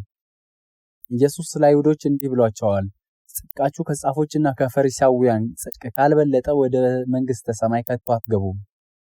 እስኪ እነዚህን ቃላትን መርምር። አይሁዶች በሳምንት 2 ጊዜ ይጾማሉ፣ ከገበያቸው 1/10ኛውን ይሰጣሉ። እናም ከሕግ ጋር የተያዘውን ሁሉ ለመከተል በጣም እስኪቸገሩ ድረስ ይጥራሉ። እኛ ሕይወታችንን እንደዛ ኖረናል? አይ እንደዚያ ለመኖርም አልቻልንም።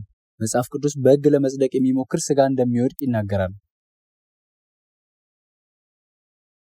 በእነዚህ ጥቅሶች ውስጥ ጳውሎስ ራሱን በሕግ ነውር እንደሌለው ሲቆጥር እንመለከታለን። ነገር ግን በሕግ ብርሃን ራሱን ሲያይ ኃጢአተኛ መሆኑን ተመልክቷል። በአንደኛ ጢሞቴዎስ ላይ ጳውሎስ ኃጢአተኞች ከኃጢአተኞች ዋና እኔ ነኝ ብሏል።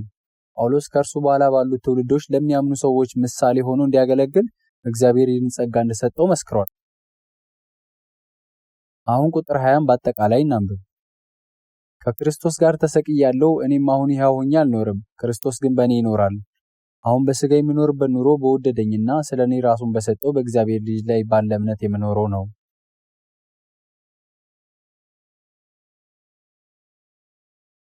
እዚህ ላይ ጳውሎስ የክርስቶስንና የራሱን ሞት አንድ አድርጓል።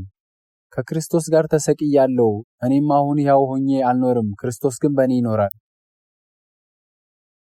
ከአዳም ኃጢአትን የወረሰና ኃጢአተኛ ሆኖ የኖረ ሰው ራሱን ከኢየሱስ ሞት አንጻር ሲቆጥር በእርግጥም ኢየሱስ በእርሱ ኃጢአት ምክንያት እንደሞተ ይገነዘባል። ኢየሱስ በእኔ ምትክ ስለ ኃጢአቴ ተሰዋ። ሰው ይህን ሁሉ ሲያውቅና ሲያምን በጸጋ ድኗል ማለት ነው። ኢየሱስ በእግዚአብሔር ፊት ሊቀ ካህን ሆኖ ለእርሱ መካከለኛ እንዲሆን በእግዚአብሔር ዙፋን ቀኝ ለመቀመጥ እንደተነሳና እንዳደረገ ያውቃል። ለኃጢአቴ መከላከያን የሚሰጥ ክርስቶስ በከፍታ ላይ ይኖራል። በአንደኛ ዮሐንስ መልእክት ውስጥ ጠበቃ አለን፣ ኢየሱስ ክርስቶስ ይላል። ጠበቃዬ የሚሆንልኝ እርሱ በዚያ ይኖራል። ስለዚህ ከኢየሱስ ጋር ሞቻለሁ እና ኢየሱስ ዳግም ወደ ሕይወት ሲመጣ እኔ በዚህም ውስጥ ተካትቻለሁ፣ እናም ሕይወቴ ድኗል።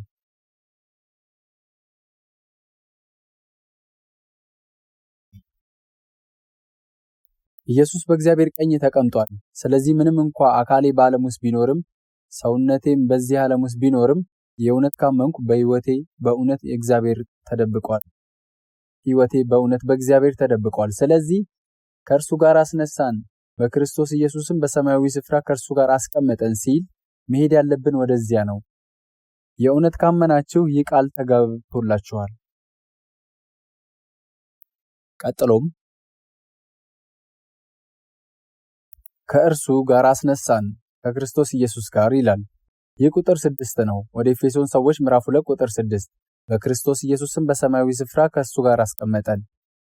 ኢየሱስ ለደቀ መዛሙርቱ ነገር ግን መናፍስት ስለተገዙላችሁ በዚህ ደስ አይበላችሁ፣ ስማችሁ ግን በሰማያት ስለተጻፈ ደስ ይበላችሁ ብሏቸዋል። እንዲህ የሚል መዝሙር አለ። በክብር የተጻፈ አዲስ ስም አለ፣ የእኔ ስም ነው፣ የእኔ ስም ነው።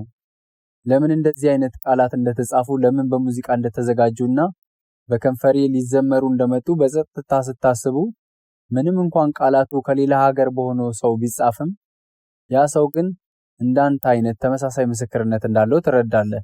ይኸውም የእውነት ካመንክ ተመሳሳይ ምስክርነት አለ። ይህ በመላው ዓለም ተመሳሳይ ነው። እግዚአብሔር አዳምን ከገነት ካስወጣው በኋላ ከታላቁ የጥፋት ውሃ በኋላ የሰው ልጆች እንዳይበታተኑ ሰዎች የባቢሎንን ግንብ መገንባት ጀመሩ። ከፍታውን እስከ ሰማይ ድረስ አድርገው ሊገነቡት ሞከሩ። እግዚአብሔር ግን ቋንቋቸውን አደበላለቀው። የሰው ልጆች ቋንቋ ከተደባላለቀ በኋላ መንፈስ ቅዱስ በወረደ ጊዜ እነዚህ የተቀላቀሉ ቋንቋዎች አንድ ሆኑ። ይህም ማለት የመጣንበት ሀገር የትም ይሁን የት ተመሳሳይ ምስክርነት አለን ማለት ነው። ይህ መዝሙር ከየትኛውም የሰልፍ መዝሙር የበለጠ አበረታታች ሊሆን ይችላል። ምክንያቱም ቃላቱ አንድ ሰው ወዴት እንደሚሄድ ያለውን ማረጋገጫ ስለሚገልጹ ነው።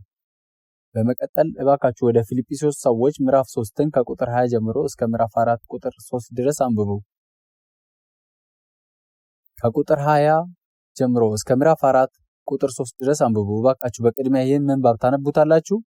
ወደ ፊልጵስዩስ ሰዎች ምዕራፍ 3 ከቁጥር 20 ጀምሮ እስከ ምዕራፍ 4 ከቁጥር 3 ድረስ።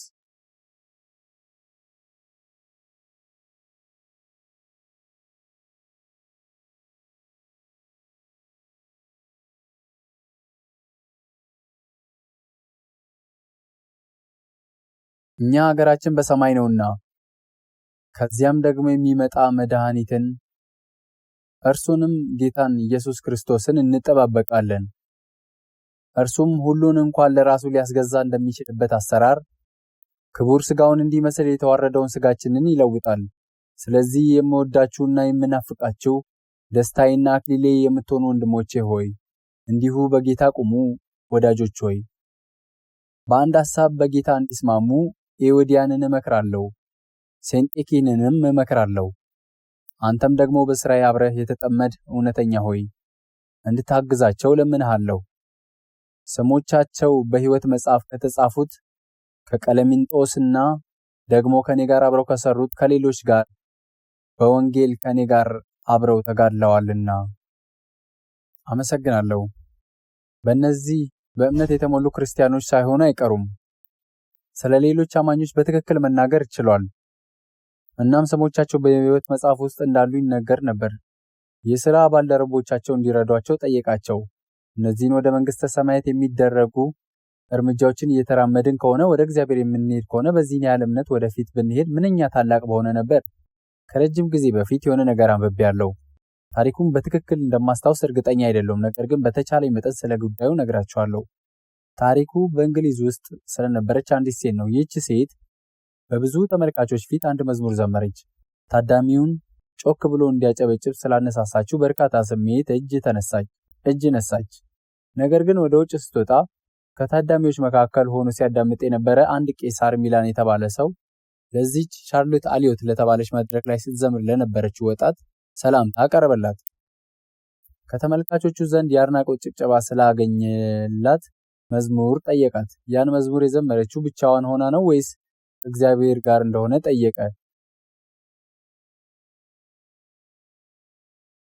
ለአንቺን ብቻ ክብርን በማምጣት የተናቀ ነገር ነውን ሲል ጠየቃት።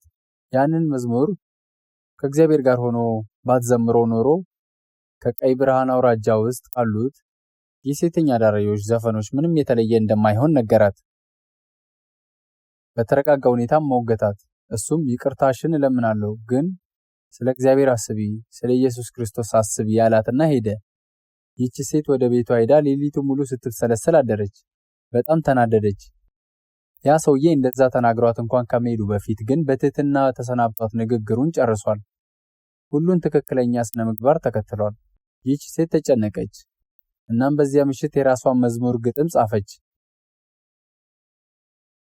ልክ እንዳለሁት ሆኜ አንድም መከራከሪያ ሳይኖረኝ፣ ነገር ግን ስለ እኔ ደምህ እንደፈሰሰ ብቻ።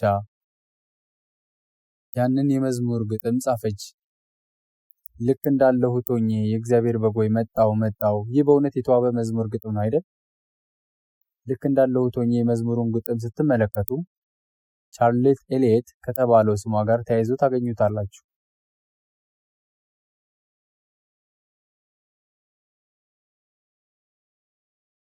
በመጽሐፍ ቅዱስ ውስጥ ምስጋናዬን እንዲናገሩ ለእኔ የፈጠሩት ሕዝብ የሚል ጥቅስ አለ። እስትንፋስ ያለው ሁሉ እግዚአብሔርን ያመስግን። እነዚህን ጥቅሶች ስናነብ እግዚአብሔርን የሚያመሰግኑ መዝሙሮች ባይኖሩን ምን ያህል እንደሚያበሳጭና ብቸኝነት እንደሚሰማን እንደሚያደርግ ማሰብ እንችላለን። መዘመርን እንዴት ብዬ አቆማለሁ እንደሚለው መዝሙር ማለት ነው። በመጽሐፍ ቅዱስ ውስጥ ያሉ ሁሉም ቃላትና ተስፋዎች በጣም እውነተኛ ናቸው። ወደ እግዚአብሔር እውነታ እንድንገባ የምንለወጥበት ቀን ይመጣል። እናም ያኔ እነሱ በእርግጥ እውነት እንደነበሩ እንገነዘባለን።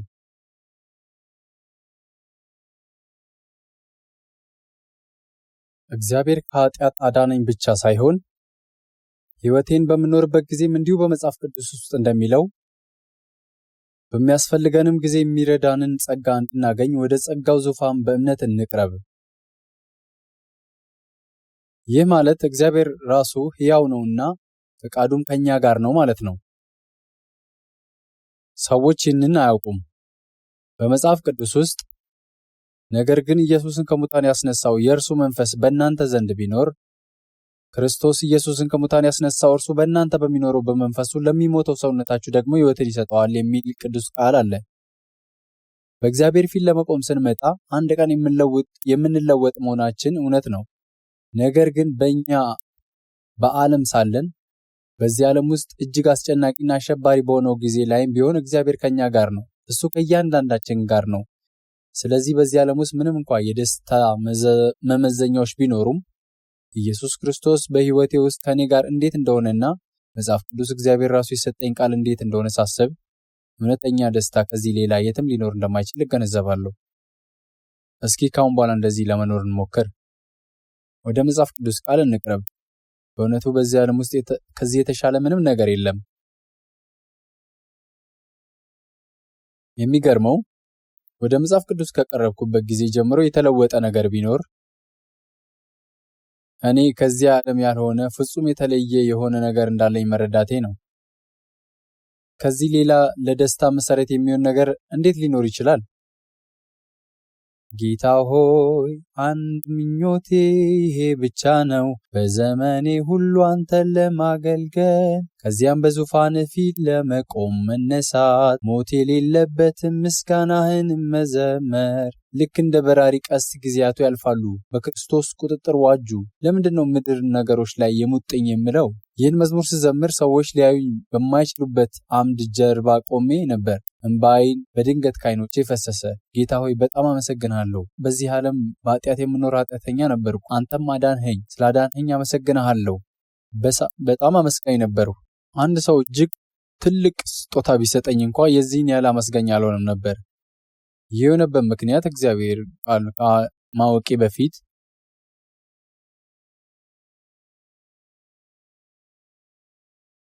እውነተኛ ፍቅር ምን እንደሆነ፣ ጸጋ ምን እንደሆነና ደስታ ምን እንደሆነ አላውቅም ነበር። ከሌሎች እውቅናን ማግኘት፣ ሽልማቶችን ማግኘትና የምፈልጋቸውን ተፈላጊ ነገሮች ማግኘትን የመሳሰሉ የተለያዩ የደስታ መለኪያ ደረጃዎች ነበሩኝ።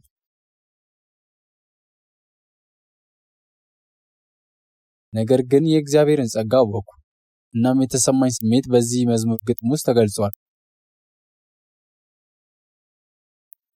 ደስ የሚል ቀን፣ ደስ የሚል ቀን፣ ኢየሱስ ኃጢአቴን ያጠበበት። ይህ በእርግጥ እውነት ነበር። ሰዎች በደንብ ሊገልጹት አይችሉም፣ ነገር ግን ያ እምነት አላቸው።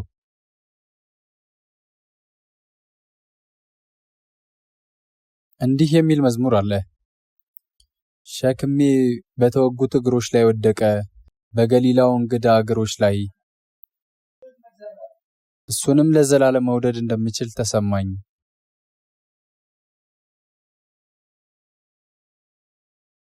ይህ በእውነት እውነት ነው። ለዘላለም እሱ መውደድ እችላለሁ። ግን ከዚህ በፊት ምን ይመስል ነበር? መብራት በሌለበት ጨለማ አዳራሽ ውስጥ ቆሜ ከሌሎች ጋር የተጋጨው እግራቸውን እየረገጡና ይቅርታ እያልኩ ያለው ያህል ተሰማኝ። ምንም እንኳ የማንንም የእግር ጣቶች ላለመርገጥ ብጠነቀቅም መጨረሻዬ ግን አንዱን ሰው መርገጥና ይቅርታ መጠየቅ ይሆናል። ይህ ክስተት መብራት በሚጠፋበት አዳራሽ ውስጥ ሊከሰት ይችላል። ነገር ግን የበፊት ሕይወቴ ልክ እንደዚህ ነበር። በዓለም ውስጥ ሁልጊዜ መልካም ለመስራትና ንጹሕ ሕይወት ለመኖር እጥር ነበር። ነገር ግን ሁልጊዜ በኃጢአት እጨነቅ ነበር። አንድ ቀን ግን እግዚአብሔርን አመንኩትና ተደገፉት። ከዚያን ቀን ጀምሮ ደስታን የት ነው የማገኘው? ደስታ የሚነጋው ከዚያ ተራራ ማዶ ነው እንደሚለው ግጥም አይደለም። በመጽሐፍ ቅዱስ ውስጥ እኚኋት በዚህ ወይም እኚኋት በዚያ አይለዋትም፣ እነሆ የእግዚአብሔር መንግሥት በመካከላችሁ ናትና እንዳለ ደስታ ያለው በውስጣችሁ ነው። የመንፈስ ዳግመኛ መወለድ አጋጣሚ በቀዝቃዛ የአየር ጠባይ ውስጥ የለበሳችሁትን ካፖርት ስታወልቁ ከሚሰማችሁ ልዩነት ጋር በእጅጉ ይመሳሰላል። ከባድ ሸክም ከመንፈስ ላይ ተነስቶ አዲስ ነገርን ከመቀበል ጋር ተመሳሳይ ስሜት ነው። ስለዚህ የእምነት ሰው በመሆናችሁ የምትኮሩ ከሆነ ሁልጊዜ በሕይወታችሁ እግዚአብሔርን እያመሰገናችሁ ስለመሆኑ ራሳችሁን ጠይቁ።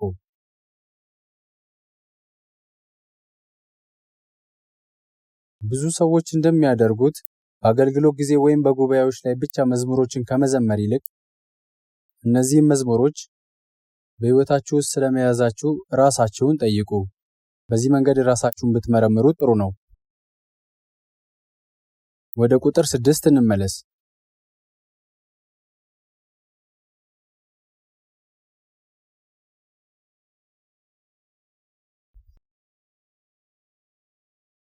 ከእርሱ ጋር አስነሳን፣ በክርስቶስ ኢየሱስም በሰማያዊ ስፍራ ከእርሱ ጋር አስቀመጠን። መንፈሶቻችንን ተደብቀዋል፣ የእግዚአብሔር ለመሆንም መጥተዋል።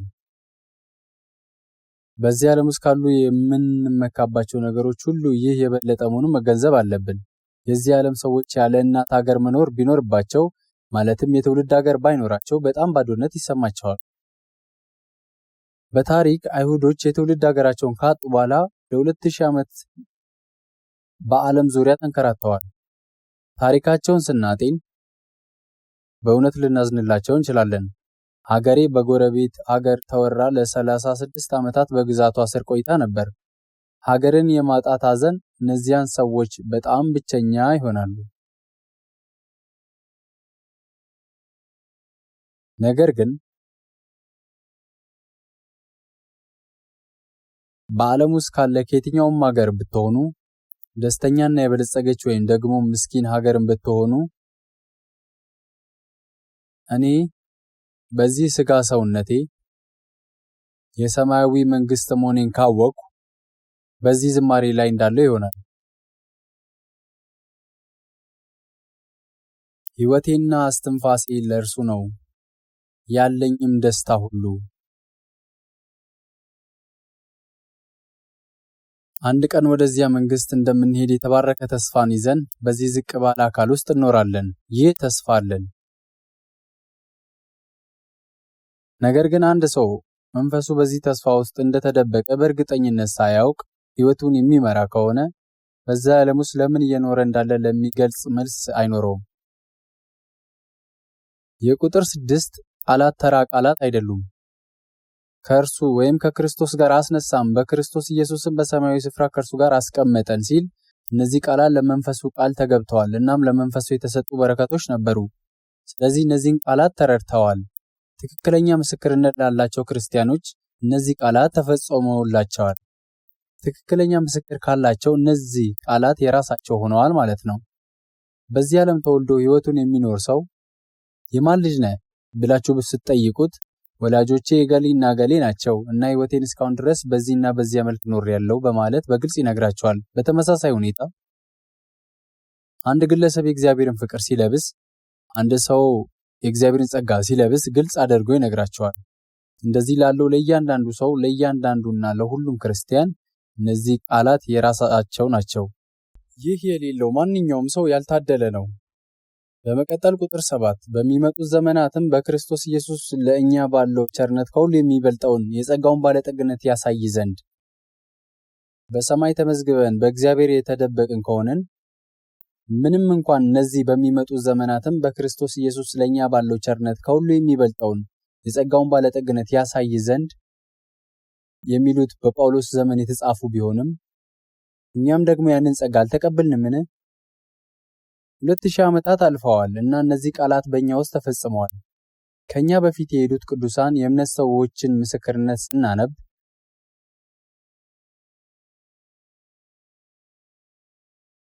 ጽሑፋቸው ተመሳሳይ ሆኖ እናገኘዋለን። ከረጅም ጊዜ በፊት የወደድኋቸው ጓደኞች በዚያ ይሆናሉ፣ ደስታ በዙሪያዬ እንደ ወንዝ ይፈሳል። ይህ መዝሙር አለ አይደል?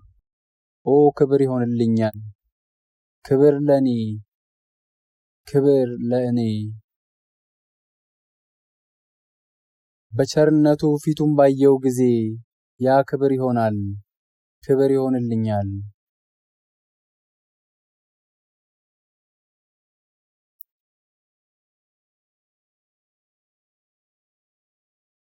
እግዚአብሔርን ለማመስገን ካልሆነ ይህን ያህል ታላቅ የሆነ ምን አለን? የሆነ ነገር አለን? አይ ምንም የለንም። እነዚህ ሁሉ ዝማሬዎች ክቡር ሥጋውን እንዲመስል የተዋረደውን ሥጋችንን ይለውጣል ይላሉ። አንድ ቀን የተዋረደውን ሰውነታችንን እንደ ክቡር ሥጋው አስመስሎ ይለውጠዋል። መጽሐፍ ቅዱስ ይህ የተስፋ ቃል በሚፈጸምበት ቀን ወደሚገርም የተባረከ ቦታ እንሸጋገራለን ይላል። ልክ መጽሐፍ ቅዱስ እንደሚለው ሆኖ ይፈጸማል።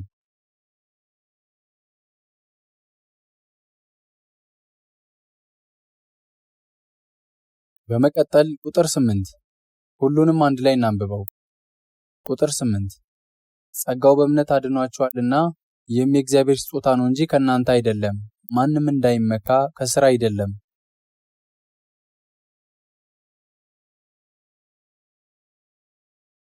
እነዚህን ቃላት አንብበውም እንኳ ሰው ድነሃልን ብሎ ቢጠይቃቸው መዳንህን ወይም አለመዳንህን እንዴት ታውቃለህ ብለው በቁጣ የሚመልሱ ሰዎች አሉ።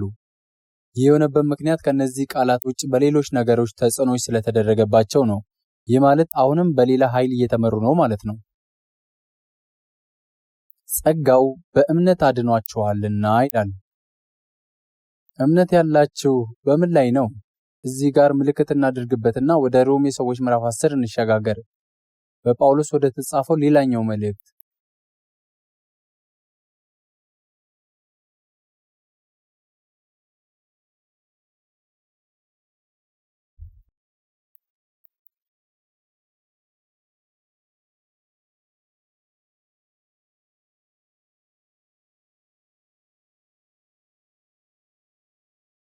ወደ ሮሜ ሰዎች ምዕራፍ 10 ከገለጣችሁ ቁጥር 8፣ 9 እና 10ን አብረን እናንብብ።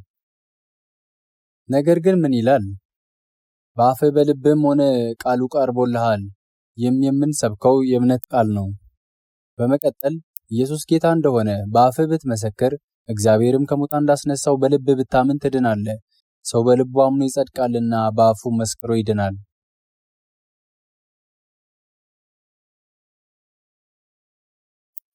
ይህ በሰው ልብ ውስጥ ያለ ነው። በአፋችሁ ውስጥ ነው፣ በልባችሁ ውስጥ ነው። ጉዳዩ ይህ ከሆነ እነዚህን ቃላት እናንብብና የኢየሱስን መስቀል እናስብ። መስቀሉ ለምን አስፈለገ? ኢየሱስ ጌታ ውድ ደሙን አፍሷል በመስቀል ላይ።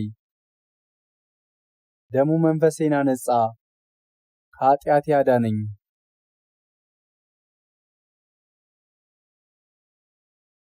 ደሙን በመስቀል ላይ አፍሶ ለምን ሞተ?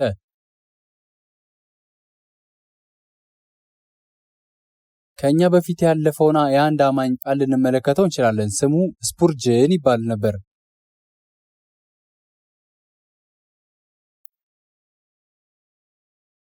ከእንግሊዝ የመጣ ታዋቂ የተሐድሶ ሰባኪ ነበር።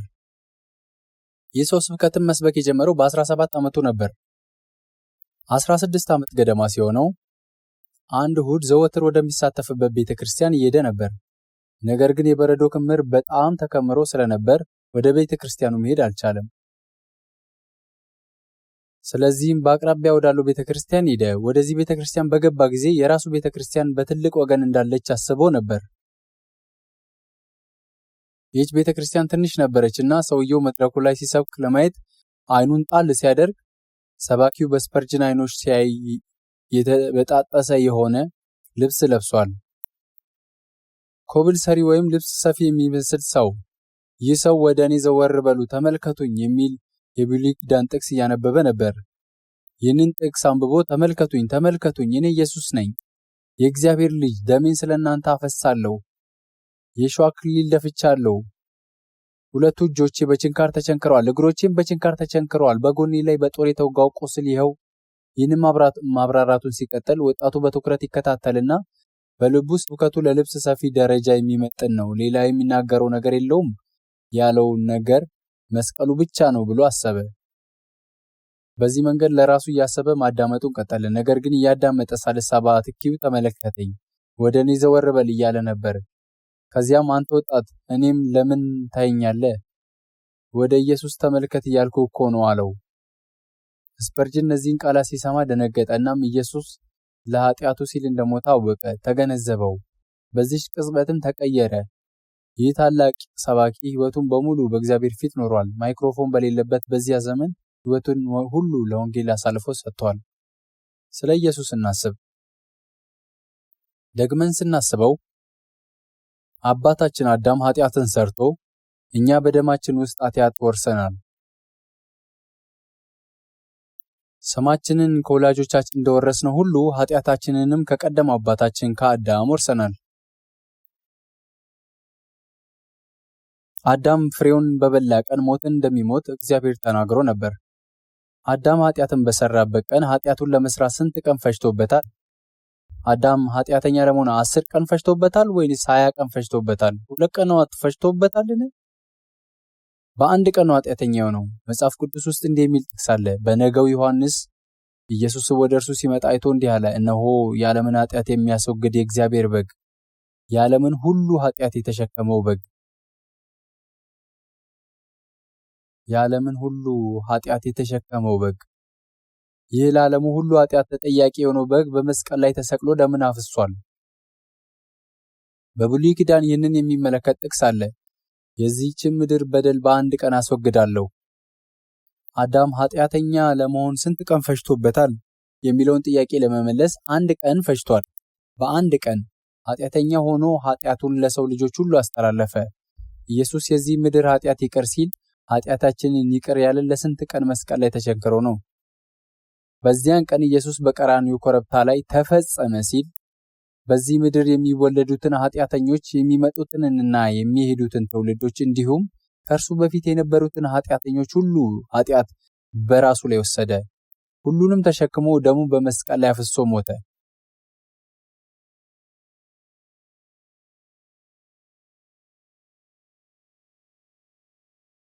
ከሩቅ ኮረብታ ላይ አንድ አሮጌ ወጣ ገባ መስቀል ቆሞ ነበር።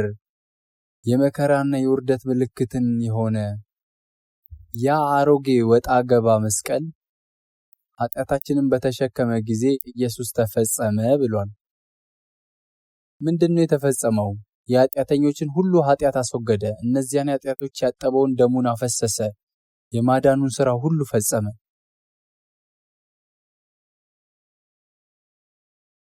ፍጹም የሆነው የእግዚአብሔር መስዋዕት ቀረበ። ስለዚህ እንዲህ ይላል፣ በአፍህ በልብህም ሆኖ ቃሉ ቀርቦልሃል። ይህም የምንሰብከው የእምነት ቃል ነው። ኢየሱስ ጌታ እንደሆነ በአፍህ ብትመሰክር እግዚአብሔርም ከሙታን እንዳስነሳው በልብህ ብታምን ትድናለህና። ይህ ድህነት በኤፌሶን ምዕራፍ 2 ቁጥር 8 እና 9 ላይ ተገልጿል።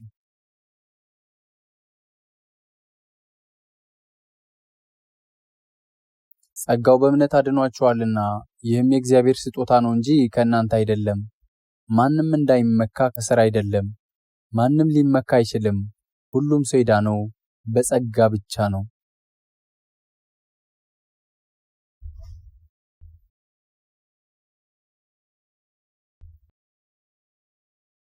ወደ ኤፌሶን ሰዎች ምዕራፍ 1 ቁጥር 6 እንሂድ።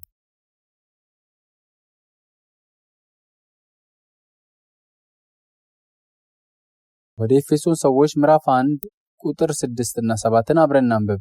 በውድ ልጁም እንዲያው የሰጠን የጸጋው ክብር ይመሰገን ዘንድ ይህን አደረገ። በውድ ልጁም እንደ ጸጋው ባለጠግነት መጠን በደሙ የተደረገ ቤዛነታችንን አገኘን፣ እርሱም የበደላችን ስርየት። እነዚህ ቃላት በእውነት አመስጋኝ ልንሆንባቸው የሚገቡ ቃላት ናቸው። ስለነዚህ ቃላት የማያመሰግኑ ሰዎች ካሉ በሌላ ኃጢአት ምክንያት አይደለም የሚፈረድባቸው። ወደ ገሃነም የሚሄዱትም በምንም ኃጢአት አይሆንም። መጠጥ ስለሚጠጡ ወደ ሲኦል ይሄዳሉን? የተሳሳቱ ድርጊቶችን በመፈጸማቸው ምክንያት ወደ ሲኦል አይገቡም። ጌታ ባደረገልን ነገር ሁሉ ያለማመስገን ኃጢአት፣ ጸጋውን ካለማወቅ የመነጩ ኃጢአት በቃላት ከሚገለጸው በላይ እጅግ አስፈሪ ነው። በምዕራፍ 2 ቁጥር 8 እና 9 ላይ ደግሞ እንመልከት፣ አብረን እናንብብ። ጸጋው በእምነት አድኗችኋልና ይህም የእግዚአብሔር ስጦታ እንጂ ከእናንተ አይደለም፣ ማንም እንዳይመካ ከሥራ አይደለም።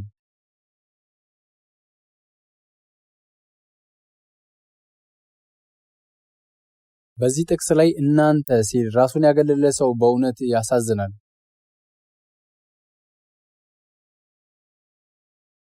ቀደም ሲል አምላክ አዳምን ከእሱ በበላህ ጊዜ ሲለው አንተ ብሎ በነጠራ ቁጥር እንደጠራው አይተናል። እኛ እንደ ግለሰብ በእነዚህ ቃላት ውስጥ የተካተትነን ወይስ አይደለንም? በእርግጥ አዎ፣ እኔ የማወራው ስለኛ ስለ ግለሰቦች ነው።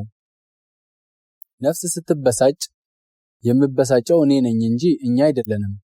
እዚህ ላይ በኤፌሶን ያሉትን የቤተ ክርስቲያን አባላት እናንተ እያለ ሲጠራ እኛ በዚህ በእናንተ ውስጥ መካተት የማንችለው ለምንድን ነው?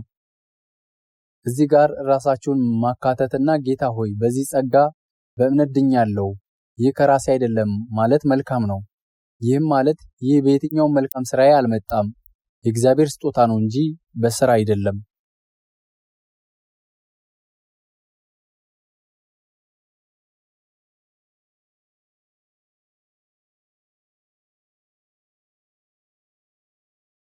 ኢየሱስ በሰራው ስራ በማመን ብቻ ነው። ማንም እንዳይመካ በስራ አይደለም።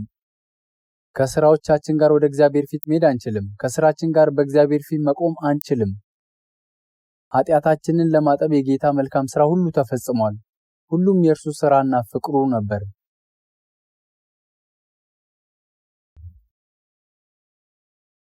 የሞቱ መከራና የበጉ ደም ኃጢአታችንን ሁሉ አጠበ። እስራኤላውያን በግብጽ በነበሩበት ጊዜ ምንም እንኳን መቅሰፍቶች እየተባባሱ ቢመጡም ፈርዖን እስከ መጨረሻ ድረስ በነፃ ሊለቃቸው ፈቃደኛ አልሆነም ነበር። ምንም እንኳን መቅሰፍቶቹ ቢቀጥሉም ፈርዖን እስከ መጨረሻው ድረስ በአቋሙ ጸንቶ በመቆየት እስራኤላውያንን መልቀቅ አልፈለገም። አንድ ቀን እግዚአብሔር ሙሴን የግብጽን በኩር ልጆች ሁሉ በመቅሰፍት እንደሚመታ ነገረው። እግዚአብሔርም ለይሁዳውያን ለእስራኤላውያን ዘዴውን አስተማራቸው። የበግ ጠቦት አርደው በቤት ውስጥ ሆኖ እንዲበሉት፣ የበጉንም ደግሞ በቤቶቹ መቃኖች ጎኖች ላይ እንዲቀቡት ነገራቸው። ያኔ የሞት መልአክ ምድሪቱን ሲዞር በደም የተቀቡትን ቤቶች ያልፋል። የዚያ ቤት የበኩር ልጅም አይሞትም። ነገር ግን ደሙን በበራቸው ላይ ያልቀቡት ግብጻውያን በኩር ልጆች ሁሉ ልዑል የፈርዖን የበኩሩ ልጅ ጨምሮ ሞቱ። የአንድ ሴት ባልም ሆነ የአንድ ሰው አንድያ ልጅ ቢሆንም እንኳ አንድም ሳይቀር ሁሉም የበኩር ልጆች ሞቱ። እስራኤላውያን ነፃ ተለቀው ከግብጽ የወጡት በዚህ መንገድ ነበር። ዛሬ እንዲህ የሚል መዝሙር እንዘምራለን።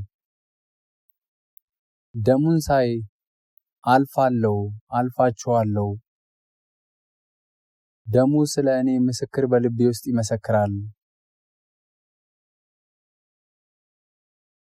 እናም ጌታ ሆይ ወደ አንተ የሚጠራኝ የእንኳን ደህና መጣ ድምጽ በክቡር ደምህ ለመንጻት። ያ የበጉ ደም በእኛ ቦታ የእግዚአብሔርን ቁጣ የተሸከመ የኢየሱስ ደም ጥላ ነበር።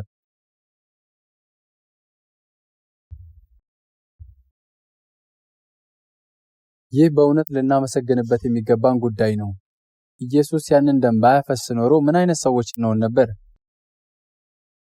በዚህ ዓለም ውስጥ ያለምንም ተስፋ እንኖርና ከዚያም ወደ ሲኦል ሜዳችን የማይቀር ነበር። በመቀጠል ወደ ኤፌሶን ሰዎች ምዕራፍ 2 ቁጥር 10 አብረን እናንብብ።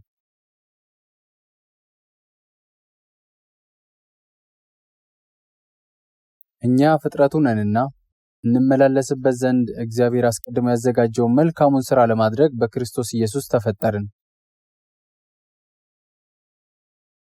እዚህ ላይ እኛ የእግዚአብሔር ፍጥረቱ ነንና ይላል። ይህ ማለት የኢየሱስ ክርስቶስን ፍቅር አውቀን ጸጋውን የተገነዘብንና በደሙ የተረጨን እኛ የጌታ የአካል ብልቶች ነን ማለት ነው። እኛ የዛች ቤተክርስቲያን አባላት ሆንንና ራሱ ኢየሱስ የሆነ አካልም ፈጠርን። ይህ ለ2000 ዓመታት ቀጥሏል።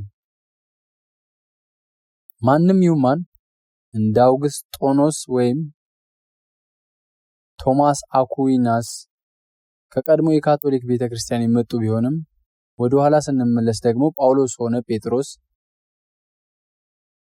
ከየትኛውም ቤተ እምነቶች ከፕሪስባይተሪያን ቤተክርስቲያን፣ ከሜቶዲስት ቤተክርስቲያን፣ ከሆሊነስ ቤተክርስቲያን ወይም ከባፕቲስት ቤተክርስቲያን ከተውጣጡ ብዙ ሰዎች መካከልም ቢሆን በመልክ ቢለያዩም እንኳ በእርግጠኛነት ካመኑ እነርሱ የኢየሱስ ደም የተረጨባቸው ሰዎች ናቸው። ስለ እነዚህ ሁሉ ሰዎች በእግዚአብሔር ፊት ፍጹም በሆነችው ሙሽራይት ውስጥ ካሉት ሰዎች መካከል ናቸው። እናም እነዚህ ሰዎች የክርስቶስን አካል መስራታቸውን ቀጥለዋል። በኦክስፎርድ ዩኒቨርሲቲ ዙሪያ ያተኮረ የወንጌል እንቅስቃሴ በእንግሊዝ በተጀመረ ጊዜ የሜቶዲስት ቤተክርስቲያን ሰዎች ይህ ስማቸው የተሰጣቸው እነዚህ ሰዎች በሰዓት በመገኘትና ደንቦችን በመጠበቅ ረገድ በጣም ጥሩ ስለነበሩ ነው። ነገር ግን እነዚህ ሰዎች የወንጌልን እንቅስቃሴ በመቀስቀስ ሂደት ውስጥ ስለነበሩ ጊዜ ካሰብን ጆን ዌስሊ በዋናነት መሃል ላይ ነበር። ጆን ዌስሊ የተባለው ይህ ሰው ሚስዮናዊ ሆኖ ወደ አሜሪካ የሄደ እንግሊዛዊ ነበር። ወደዚያ እየሄደ እያለ በጀልባው ላይ ጥፋት አጋጠመው። አውሎ ነፋስ ተነሳ። ጀልባው ሊገለበጥ የደረሰ ይመስላል። እናም ይህ በሚስዮናዊነት ራሱን እንደ እግዚአብሔር አምባሳደር አድርጎ ቆጥሮ እየተጓዘ የነበረ ሰው ፈራና ተጨነቀ። በውሃው ውስጥ እንዳይሰጥም በመፍራት ውስጥ ሆኖ ነበር። ነገር ግን በዚያ ጀልባ ላይ የነበሩ የሃይማኖት ነጻነት ለማግኘት ከጀርመን የወጡ ሞራቪያውያን ቁጥር በጣም ብዙ ነበር። አብሮት በጀልባው ላይ ነበሩ።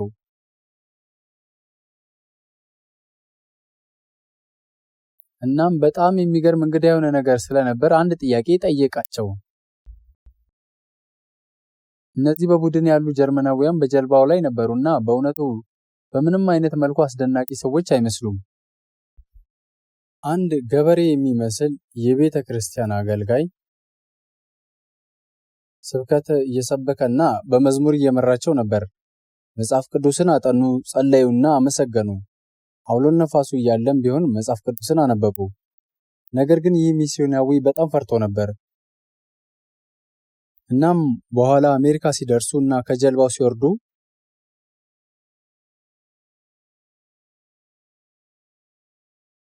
ያንን አገልጋይ እነዚያ ሁሉ ሰዎች አንድ አይነት እምነት አላቸው ሲል ጠየቀው። አገልጋዩም አብዛኞቹ ተመሳሳይ እምነት እንዳላቸው ነገረውና እንዲህ ሲል ጠየቀው፣ ጆን ዌስሊ እንደዚህ አይነት አጋጣሚ አላጋጠመህም?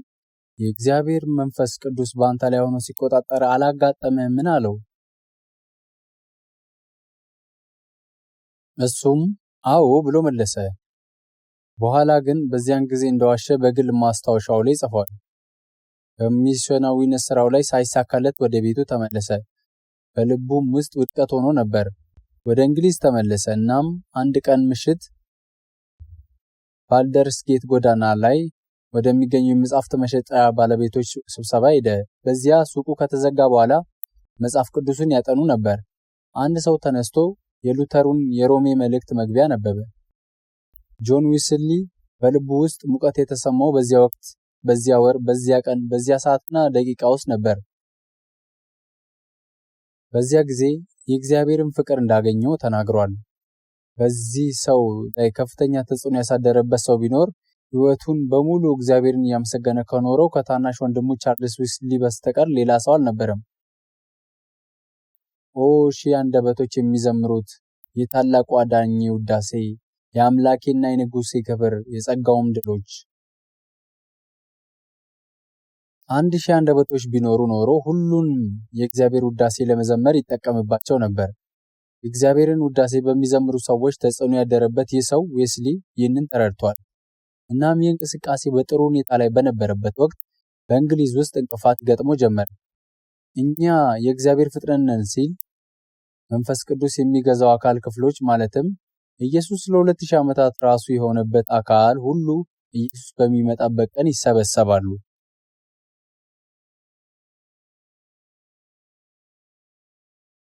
ያንቀላፉ ታማኞች የሚመለሱበት ቀን ይመጣል። እኛም በቅጽበት ዓይን እንለወጣለን። ሕይወታችንን የምንኖረው ለዚያ ቀን ነው።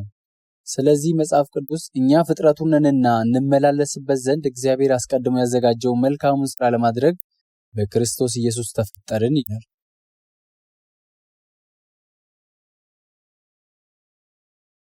የተፈጠርነው መልካሙን ሥራ ለመስራት ነው። መጽሐፍ ቅዱስ በከንቱ ተቀበላችሁ፣ በከንቱ ስጡ ይላል። ጌታ መንፈሳችንን ከክፍያ ነፃ ስላዳነልን እኛም በዚህ ዓለም የምንኖረው ይህን ፍቅር ለማስፋፋት ነው። በመንፈስ ቅዱስ መሪነት ለዚህ እንድንኖር የጠየቀን ጌታ በዚህ መንገድ እንኖር ዘንድ እንደጠራን ይናገራል።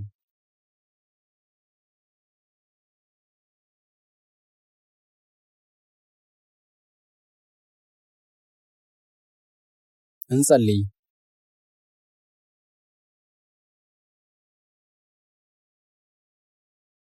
ጌታ ሆይ በዚህ ዓለም መካከል እንደ ሥጋ ፈቃዳችንን ስንኖር የደከሙና መንፈሳቸው የሚያሳዝን ኃጢአተኞች ነበርን። እኛ የአዳም ዘሮች ነበርን። ነገር ግን ባፈሰስከው ክቡር ደምህ በቅዱስ ፍቅርህና በጸጋ የእግዚአብሔር ልጆች የመሆንን ዕድል አግኝተናል። ፍቅርህን ለብሰናል። ሕይወታችን አጭር ቢሆንም አንተን ማመስገን የምንችል ሰዎች እንድንሆን ስለፈቀድክልን ከልብ እናመሰግንሃለን። ጌታ ሆይ ሁላችንንም እንደባረከን እናውቃለን።